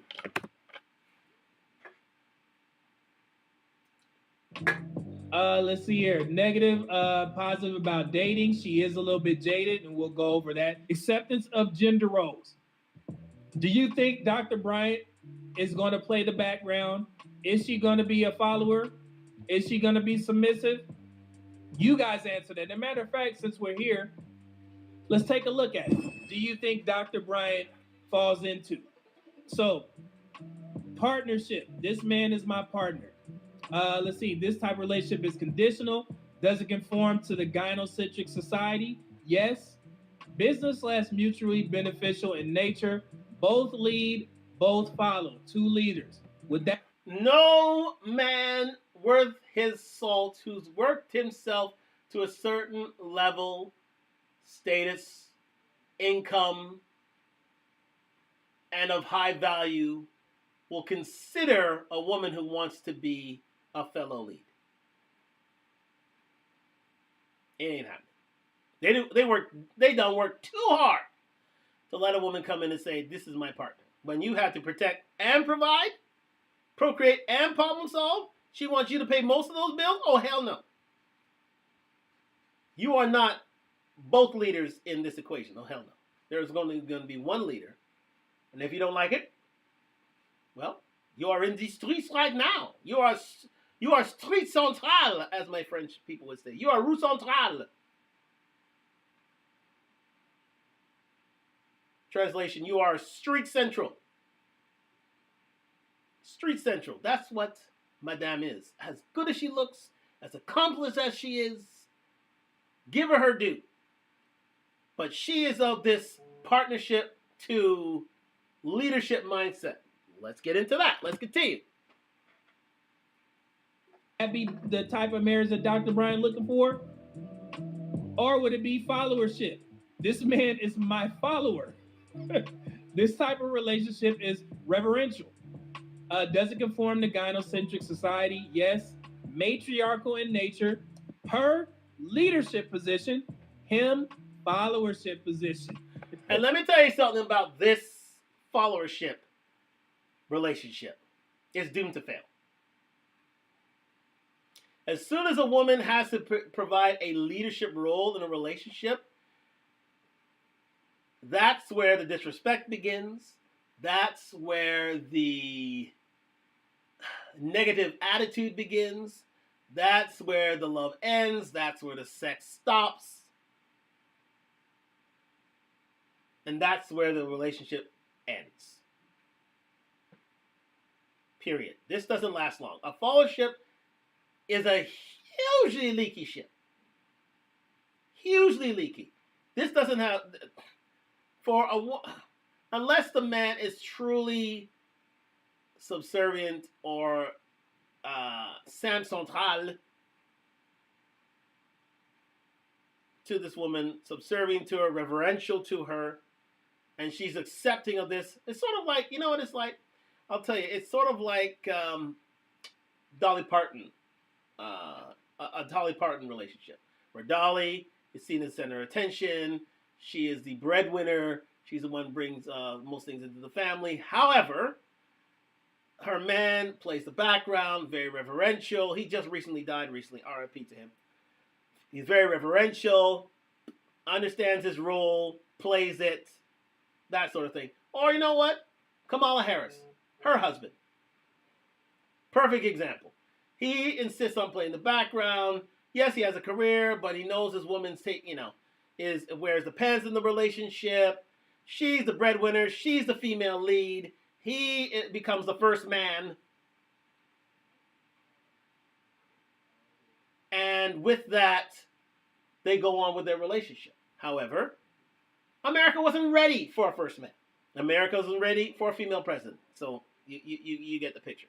However, that's the sort of relationship, the followership that Dr. Bryant would like to a certain extent. But then again, if she would like that sort of relationship so much, why doesn't she have it? You know why? Because she doesn't want to play a leadership role in a relationship. She sees that as being beneath her. So she would more than likely want to be out of the relationship, and that's why she's alone today. Because if she could easily find someone who's referential. She could easily find a simp. But she wants to find a man who earns as much as her or more. That is what you call a hypergamous relationship. That's how women date. They tend to be hypergamous. They're always going to look for a man who earns as much, if not more, than them. They want a man to take a leadership role. And that's what makes it so hard for a woman, especially of her income stream. Especially of her income stream. She is not going to find a man of that ilk too soon. And those men, she's in a rock and a hard place. Those men that she wants a woman who's going to be fit, feminine, friendly, but most importantly, cooperative, submissive. No man's coming to run for her. And she's not going to go run for a man. So she understands that she will be alone going forward. She understands that. Which is quite quite refreshing to that she is so self-aware. But such is life. She understands that she earns a certain amount, and she realizes that doors close, as Myron says from Fresh and Fit. As a woman earns more money, the more doors will close, and therefore she puts herself outside of so many chances of relationships because no man is going to take on a woman as such unless she's willing to follow his lead. No chance here. Let's continue. So, a followership, no chance. A partnership, maybe, but those tend not to, well, those are very, very few and far between. And she is where she is. So she, as you will see, understands that she may be alone for the rest of her life. She may be a cat lady. Let's continue.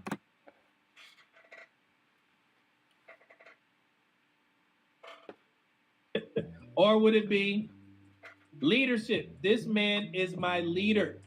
This type of relationship is foundational. Does it conform to gynocentric society? No. Patriarchal in nature. Him, leadership position. Her, followership position. So therefore, a woman such as Dr. Bryant is looking for a leadership relationship where the man is her lead and she is in the followership position. She is submissive. She is cooperative. It doesn't conform to a gynocratic society. However, a gynocentric society. However, those men are few and far between, especially in her income bracket. She's not going to go down in terms of what she earns. So therefore, she is not willing to compromise. So she understands that she may be destined to be alone. That could change. Not saying that that it's going to be the end all and be all, but that could be her future. Odds on it very much could be because she's picked up so many bad habits over her lifetime. She's had her way. Typical example, we studied here on Talk Talk Live right now, previously in the last couple of months. Melissa Ford.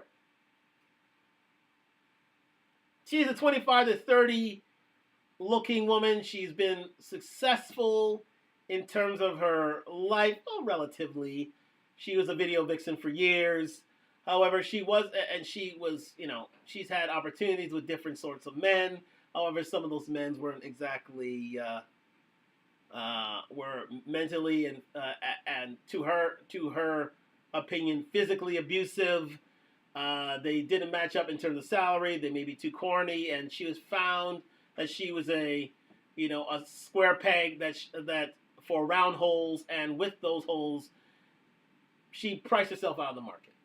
And now she's alone right now. She's sitting on Joe Budden's podcast, making a good, relatively good piece of coin, but she knows she's not going to get a man because she's in her late 40s.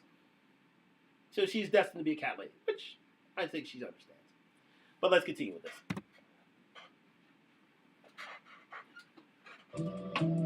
Or would it be opponentship? This man is my opponent.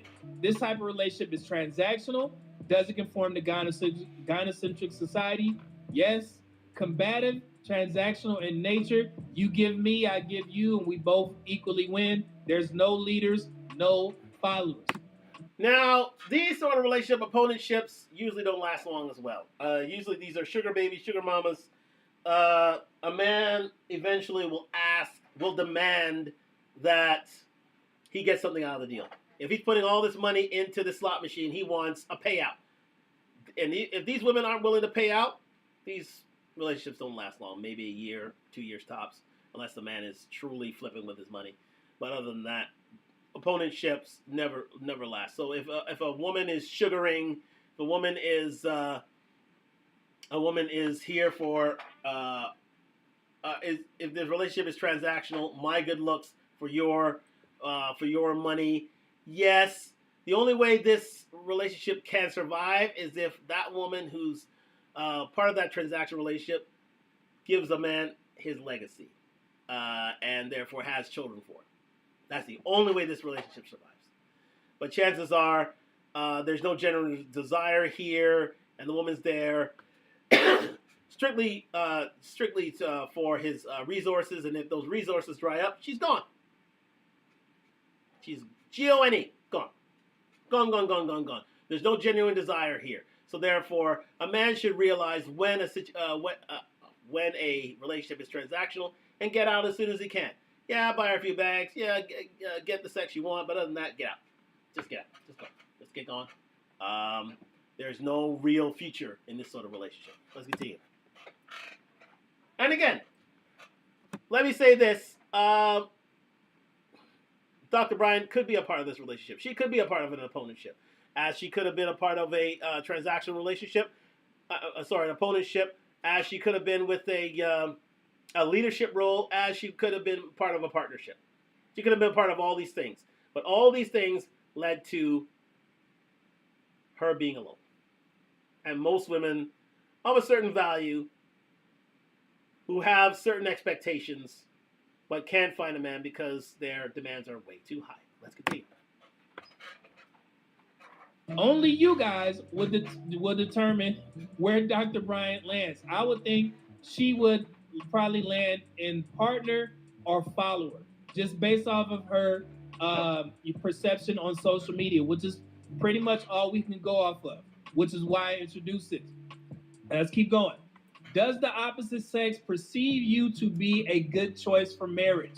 Now, all the men in the chat, if you were in Dr. Bryant's dating pool, 21 to 30, because we're going to give her that because she is a successful woman. She has a lot of money and she's attractive for her age. So she's there, but she may not be at the top. She may not be a 30, even though she don't have kids, but there's other things that play a factor into how men perceive you. So you guys would have to determine if she's marriage material if you were in her dating pool of 21 to 30. In my opinion, from what I see, based off of what black men say, I would say that black men would consider her not a good choice for marriage. No. Is that fair to say?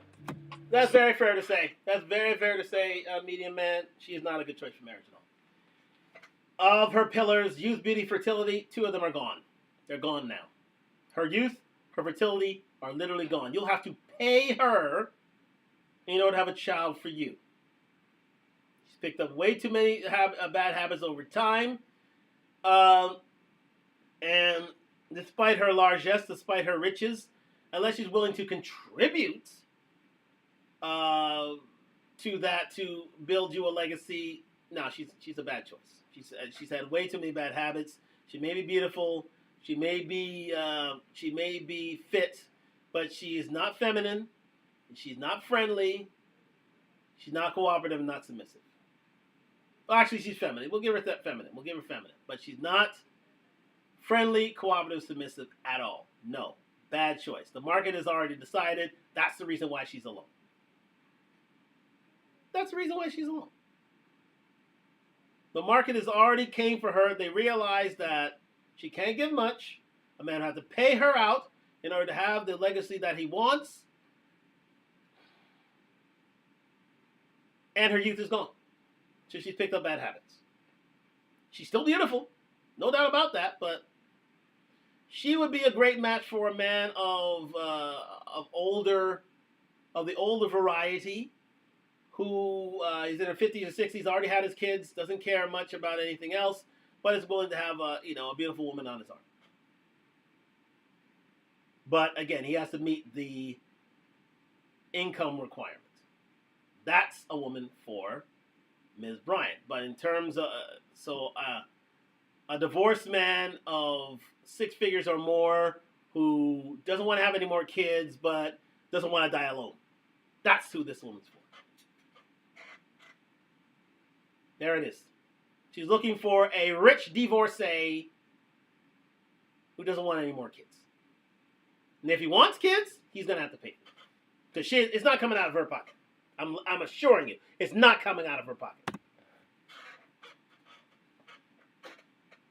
So, in the 21 to 30 category, Dr. Bryant, in my opinion, just, being funny on this, little breakdown, she would be a 21. Yep. She would not be a suitable partner for the men in that she would be the last partner that men would choose in that particular category. And trust me, I have a great video for you guys that's going to explain this. Deion Sanders and Roxy. Before I see the video, I totally agree with that rating of 21. Totally agree with that. She has beauty. Her beauty has kept her in the upper echelon range. She's an 8, 9, or 10. However, that's all that's keeping her there. That is all that's keeping her there in that highest of rankings is, well, yeah, she has money, but it's her looks now. Because men don't care about her money. They literally don't. They don't. We're going to come back and continue with Dr. Brian in the final hour of Talk Live. We're going to have to make this part 1 because part 2 is going to have to come tomorrow. So come on back. Final hour of Talk Live here on IG and YouTube. Look forward to seeing you then. We're going to continue analyzing Dr. Bryant and give some, in the world examples. Come on back.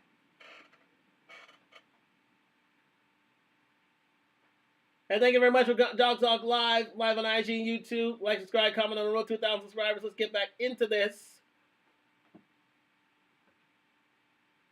And as we set up our Instagram for the final hour here. Thank you very much for continuing to be with me here on Talk Live. It's a long show today, but it's a very good show, I gotta say. The rating system led by Jermaine O'Neal. Fantastic look at things. R.I.P. Jermaine O'Neal and his 0 to 30 womanly rating. Yes, we're rating Dr. Bryant, who is I believe a relationship expert. I don't know if she's a clinical psychologist. I don't think she has a doctor. Well, she has a Dr. Bryant, so she has a doctor. I think she may be a clinical psychologist or some sort of thing. Anyways, but we are rating Dr. Bryant as our female control here. What we have defined is that Dr. Bryant is of a 21 rating simply because she's 42 years old. Her youth and beauty are gone. She's picked up bad habits in terms of things. She's not friendly, cooperative, submissive to men. And that's what the market has dictated. And that's why she's out here alone. The market has spoken. And she is outside trying to get back in the market. But it's going to take a man of a good amount of means to meet up with her because she dates hypergamously. She doesn't date within a race, and therefore she is in for a world of hurt because most men would like a legacy born with them, but what she's asking of those men is for them to pay for that legacy. And most men, knowing who Dr. Bryant is, aren't willing to pay that price. So she ranks, as Media Man has said, and I agree with, she's of a 21 rating. She's of a 21, so she's basically within the upper echelons because she's rich. She has a relatively good amount of looks, but her youth and fertility are gone, and she's picked up bad habits to which the market has spoken that she's never a good catch and not one to start a family with. So she will stay outside. Let's continue.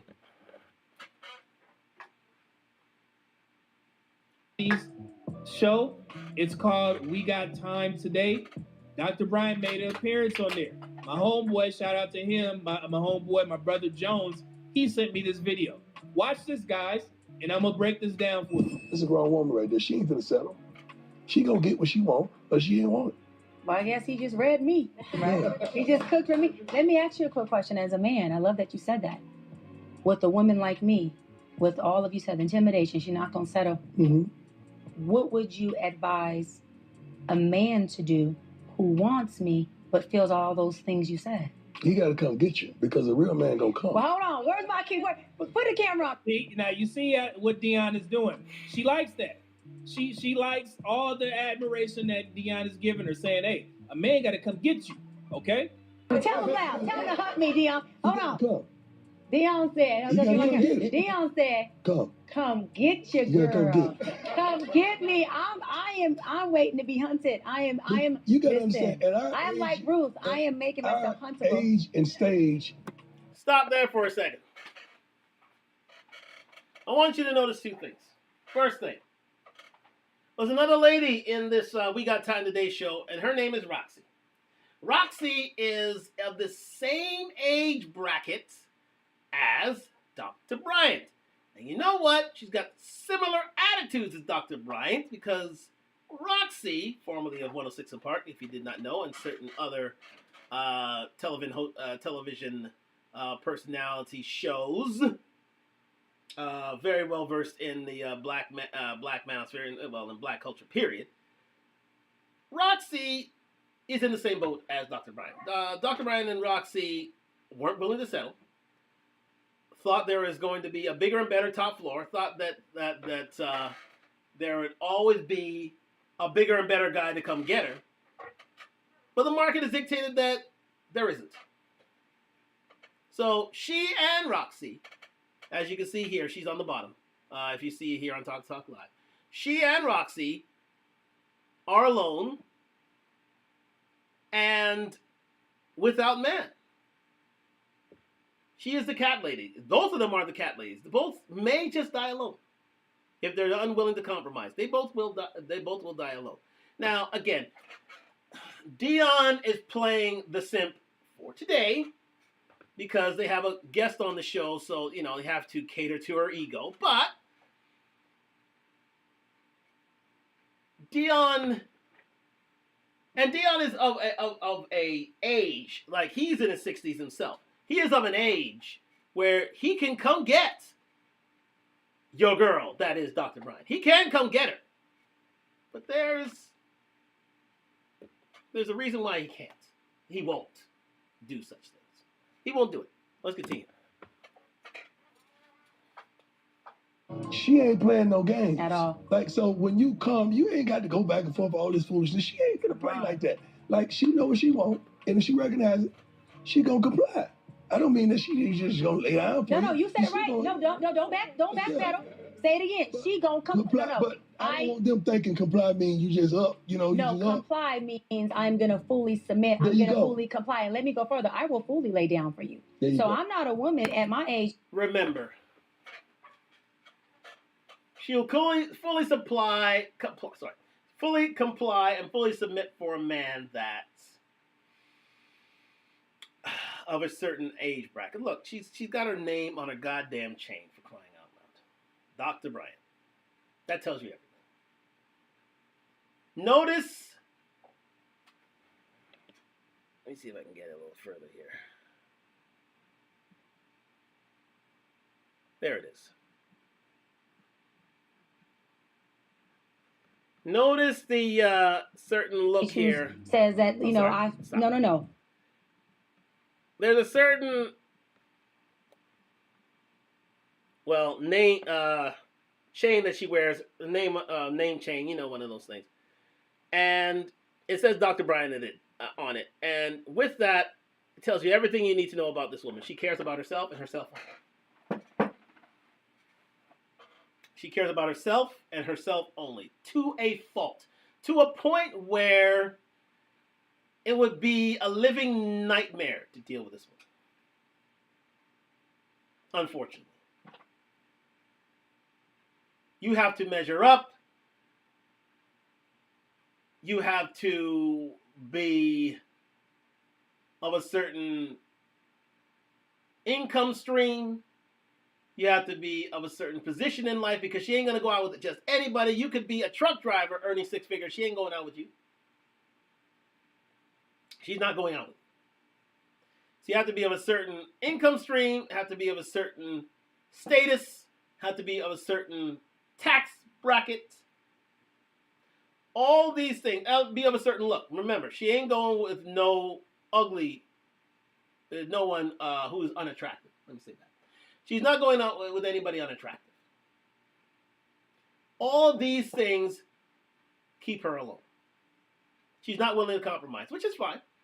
But she realizes that with that, there's a cost. And her cost is her lack of relationship. She's out of it. She's out of the dating category. She's done. She's done out here. Because only the top 1% will do. They have to be of a certain look. I mean, she has the same requirements. Here's the thing. She has the same requirements that she does as she was a 20-year-old. They haven't changed. They literally haven't changed. Actually, they become more entrenched as she's got older. So no man wants her. Black, white, Hispanic, Indian, Middle Eastern, no man wants her. Too much trouble, too much attitude, too little time with which to build a legacy. So she's outside. She understands that. Well, let's continue. I hope she has that bit of self-awareness to understand that. But we're going to continue with this.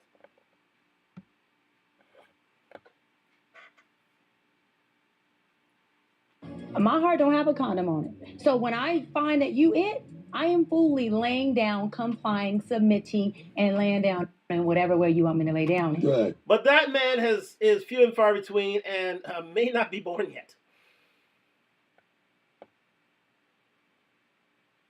Or has been born yet. Because if she hasn't found that man by now, with her looks, God help us all. God help every woman. Because if she can't find her man with her looks, might as well stay in the casino. Keep playing. Keep running them chips until you're bled dry. But understand this. You should be out of the casino by now with her looks. Guaranteed. But she'll always want the bigger and the better. And for that, she will be punished. Let's continue. Okay, now, of course, Dion is going to play, the pandering role because he's trying to keep everything nice and sweet. And I get it. I understand it. But she liked everything that he was saying because she was like, hey, these guys got to come get me. And I've heard her mention that before. But like I was telling my homeboy, this is a good thing that she accepts what Dion is saying. So in other words, no one's coming to get her. She wants someone to come get her. No one's coming to get her. Black, white, Chinese, Indian, Hispanic, Middle Eastern, European, South Asian, Australian. No man's coming to get her. No one from the 7 continents is going to come get her. Why? It's too little, too late now. It's a done deal. It's a fait accompli, as the French would say. And I think she has played herself outside of the market now. And men have realized the juice ain't worth the squeeze. She stayed in the house too long. She needs to get out. And not even Deion Sanders himself is coming to get her. Because Deion Sanders would be one for her. He is single. Yet he is not coming for Dr. Bryant. Why? Why? Essentially, she's like, look, if the right guy doesn't come get me, doesn't approach me, then I'm going to just be single for the rest of my life, which is exactly what I want women to do. Because at the end of the day, the market will decide. Yes. So if Dr. Bryant is in that 21 to 30 category and no man in that particular category, because these women, they want a man on their income level. Mm-hmm. So if she's dating in that 21 to 30 pool and none of those men are coming to get her, then she's going to die with nothing. And she says she's perfectly fine with that. But I don't. Yes, so Kevin Samuels would easily say die alone. He will sing taps, he will give the salute, and he will send her on her way. That is Dr. Bryant. She is, the die alone candidate. Doors have closed. Youth and fertility are gone. Turn out the lights, the party's over. Play the taps. She's off to ride off into the sunset with her cat. Dog or whatever. But no man's coming to claim her. And if they do, it's only for a short time. It's only for a bit of a romp in the hay, a bit of fun. Other than that, she's not willing to compromise. If she's not willing to compromise, when I mean for an average man, that ain't happening. So she's willing to die alone. Let her die alone. Let her die alone.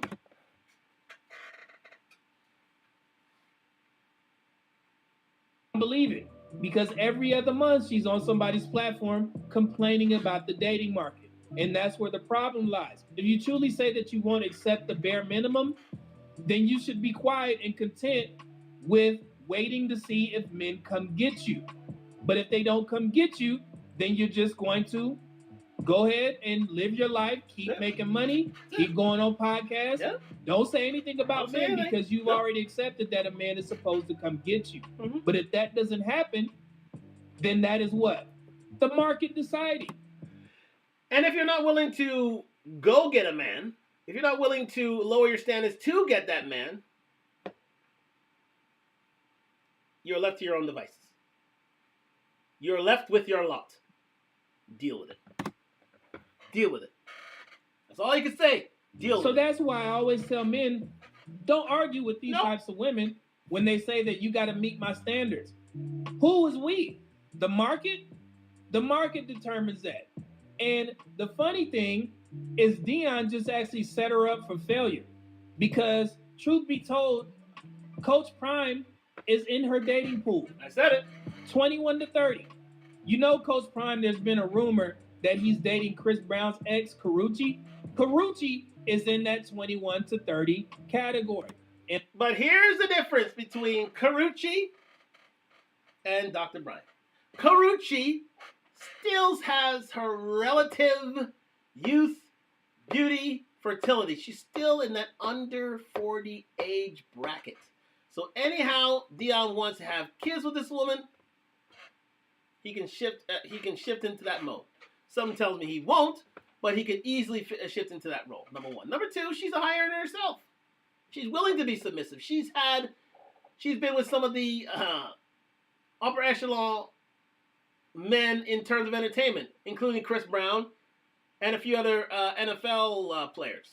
So, okay, some would consider her a run-through, but she still has a good look. She's kept herself relatively decent, relatively good-looking, relatively desirable, and she still is under 40, so there is still a chance for her to create a legacy for someone if she's willing to be cooperative and submissive. So all hope is not lost with Carucci Trent. All hope may be and probably is lost with Dr. Bryant. With a woman who's willing to compromise, such as Carucci Trent. Carucci Trent is of Filipino descent. Oh, actually, Carucci Trent, so probably Vietnamese. I think she's part Vietnamese, part Filipino. So she's come from a submissive background. She can play a submissive role if called upon. Yeah, she's had some modern woman tendencies, unfortunately, but she can play that role because she has been raised as such. So therefore, she is still desirable by men. You can see that. Year on year, men have still been walking up because she is fit, feminine, friendly, cooperative, submissive still to this day. The same cannot be said for Dr. Bryant. The same cannot be said for Dr. Bryant.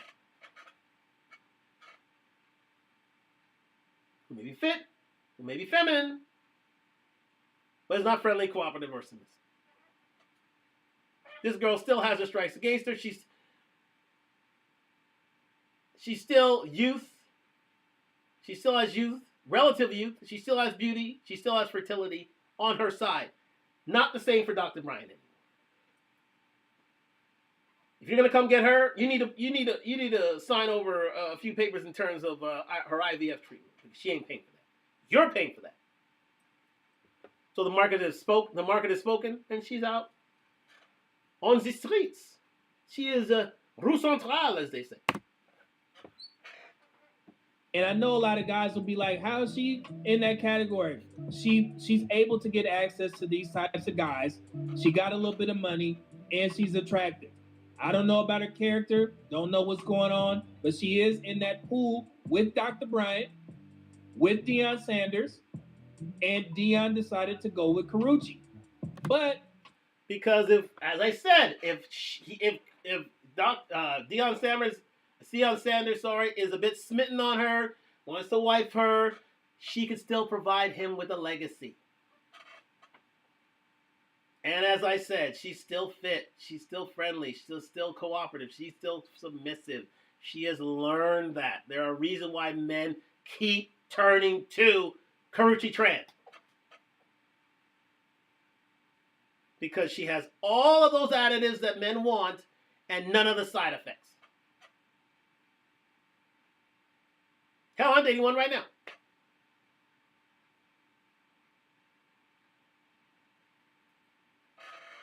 Just goes to show, gentlemen. Just goes to show. Let's continue.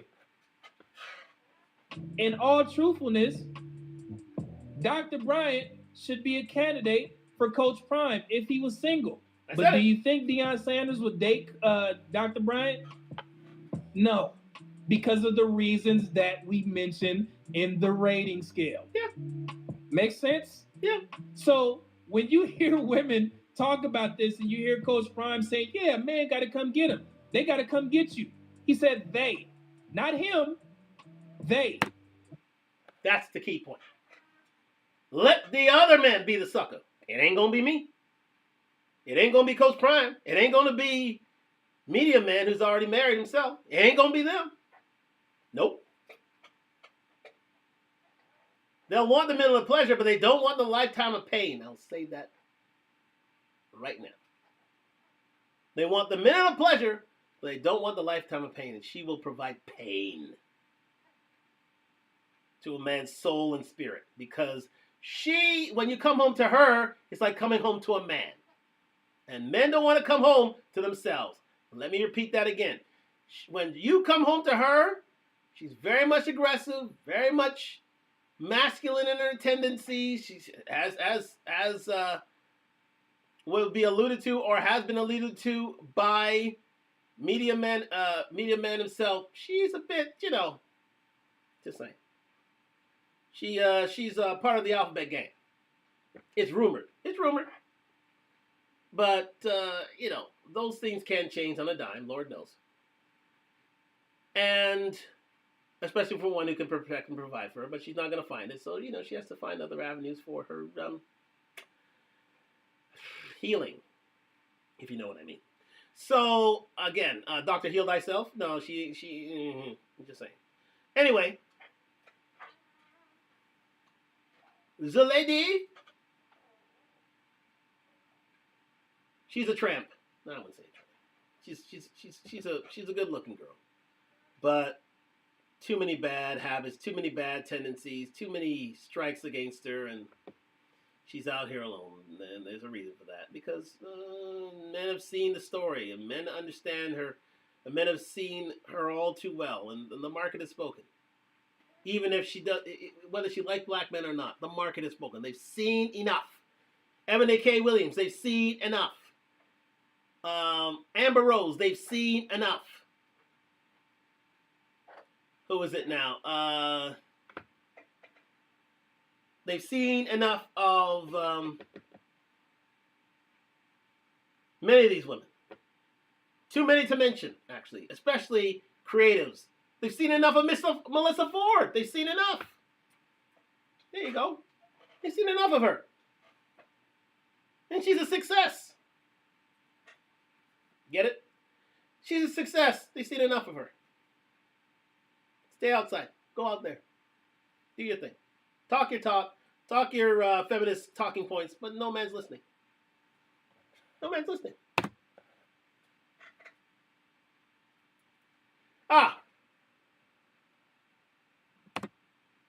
Vivica A. Fox. They've seen enough. There you go. The market in the 21 to 30. So that's why these conversations are so fascinating, because you get to see people get frustrated for never settling. Because the men that they want, in particular women, the men that they want aren't approaching them. So in turn, all men must be trash because I'm not getting what I want.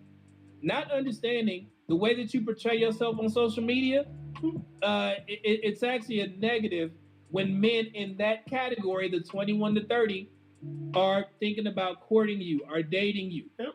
And when a woman hears that, you put me in the 21 to 30 category, that's amazing. Okay, cool. How are you doing in that category? Are you getting the results that you want? Yes? No? So that's why I love these conversations, because she just got validation from a man who was in that 21 to 30 category.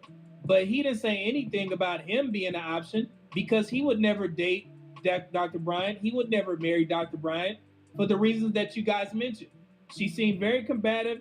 She got a negative disposition about black men. You don't think Deion Sanders see that? But if a woman like her sees this video, oh man, this is not true. I get date. And I date those types of men all the time. Keyword, date. AKA sleep with. Come on, let's not kid ourselves. We're not here. She's way too old for this dating thing, okay? We're not here for the 3-month waiting period. Men of a certain value, men that she is looking for in terms of income strata aren't looking to court anymore. They're here to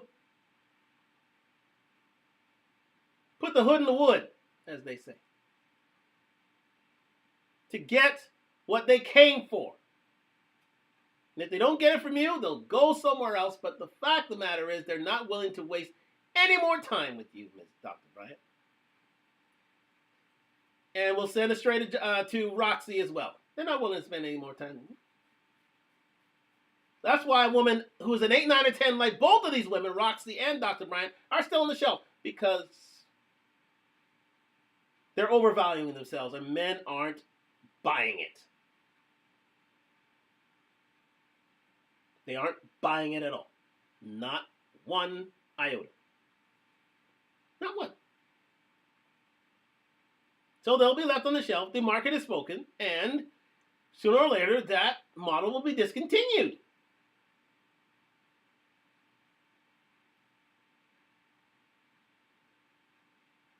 Can't say more than that. Cannot say more than that. I'll let my man finish out here. Not married. It don't matter if you swimming in that 21 to 30 pool.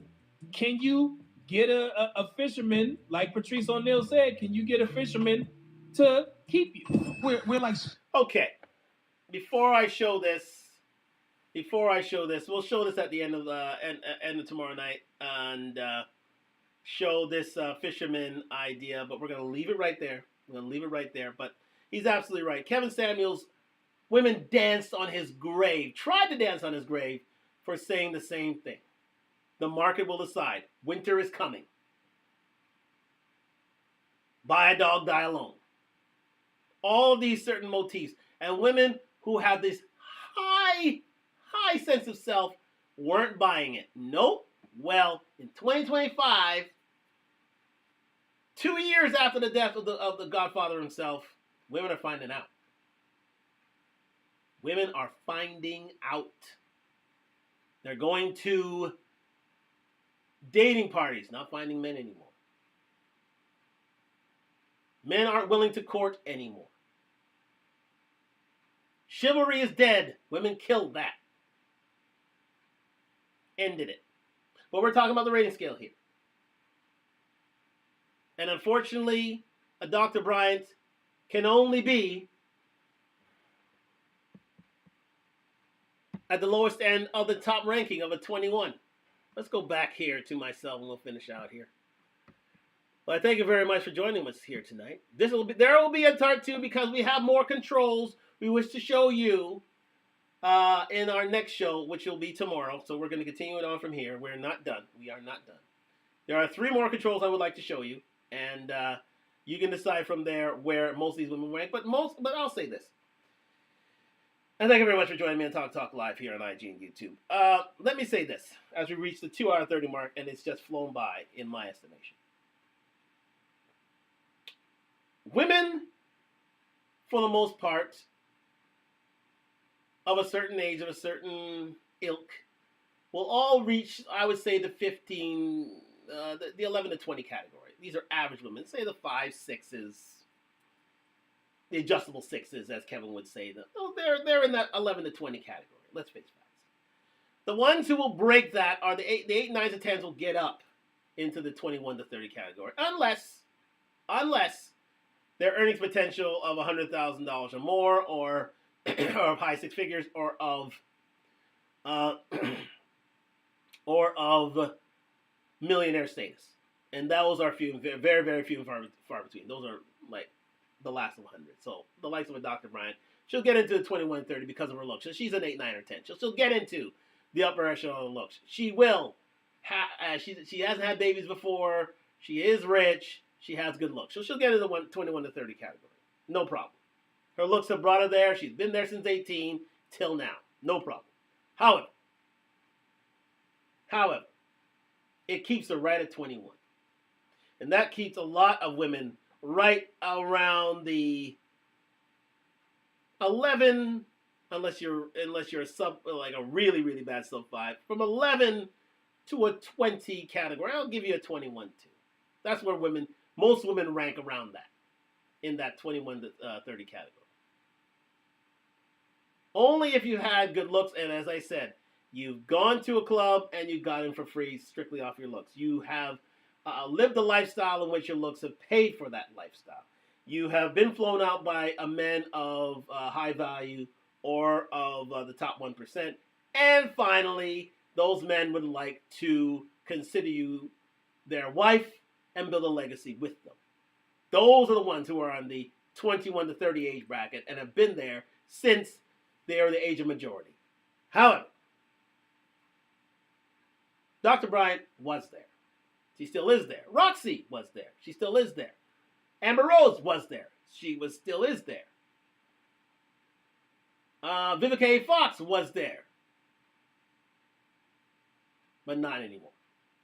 Her looks have dwindled way off the mark. But again, she has a relative amount of money, but her looks have carried her too far because, again, she's out of shape. But for those who've kept in shape, to those who are fit, to those who are feminine, they will stay in the 21, and they'll never grow from there. They'll never grow because they didn't learn the soft skills, the small skills that allow them to be feminine, cooperative, and submissive. That's what's missing. Jermaine O'Neal was right. Absolutely right about this rating scale. The more you learn about it, the more you learn about yourself. And I thank you, Media Man, for presenting that to us. It's wonderful, but there's more show to go. We have more controls to do. There are a few more ladies on this thing, which we will not name tonight, but more celebrity rankings will happen tomorrow. So do stay tuned for that. We thank Media Man for his help in this matter. And we're going to leave it right now because it's after midnight. So we're going to go part 2 tomorrow. But I thank you very much for joining me here on Talk Live on IG and YouTube. Like, subscribe, comment on the road to 1,000 subscribers. We're going to leave it there. But part 2 tomorrow on the 0 to 30 rating scale for women will transpire with more sociological controls. And I thank you very much for joining me on Talk Live. We're going to end it here. Part 2 tomorrow. And to Ms. Bryant, we wish you all the best. But we know where you lie with the rest. And I say good night from Toronto on IG. I thank you very much for joining me on Talk Live here on IG and YouTube. We're going to end it off here on YouTube. We're going to be continuing the show tomorrow night. And I look forward to seeing you then. And I hope you have a great day tomorrow. Hopefully it stays the same as today. Today was gorgeous. But anyways, look forward to seeing you tomorrow night on Talk Live. Look forward to seeing you.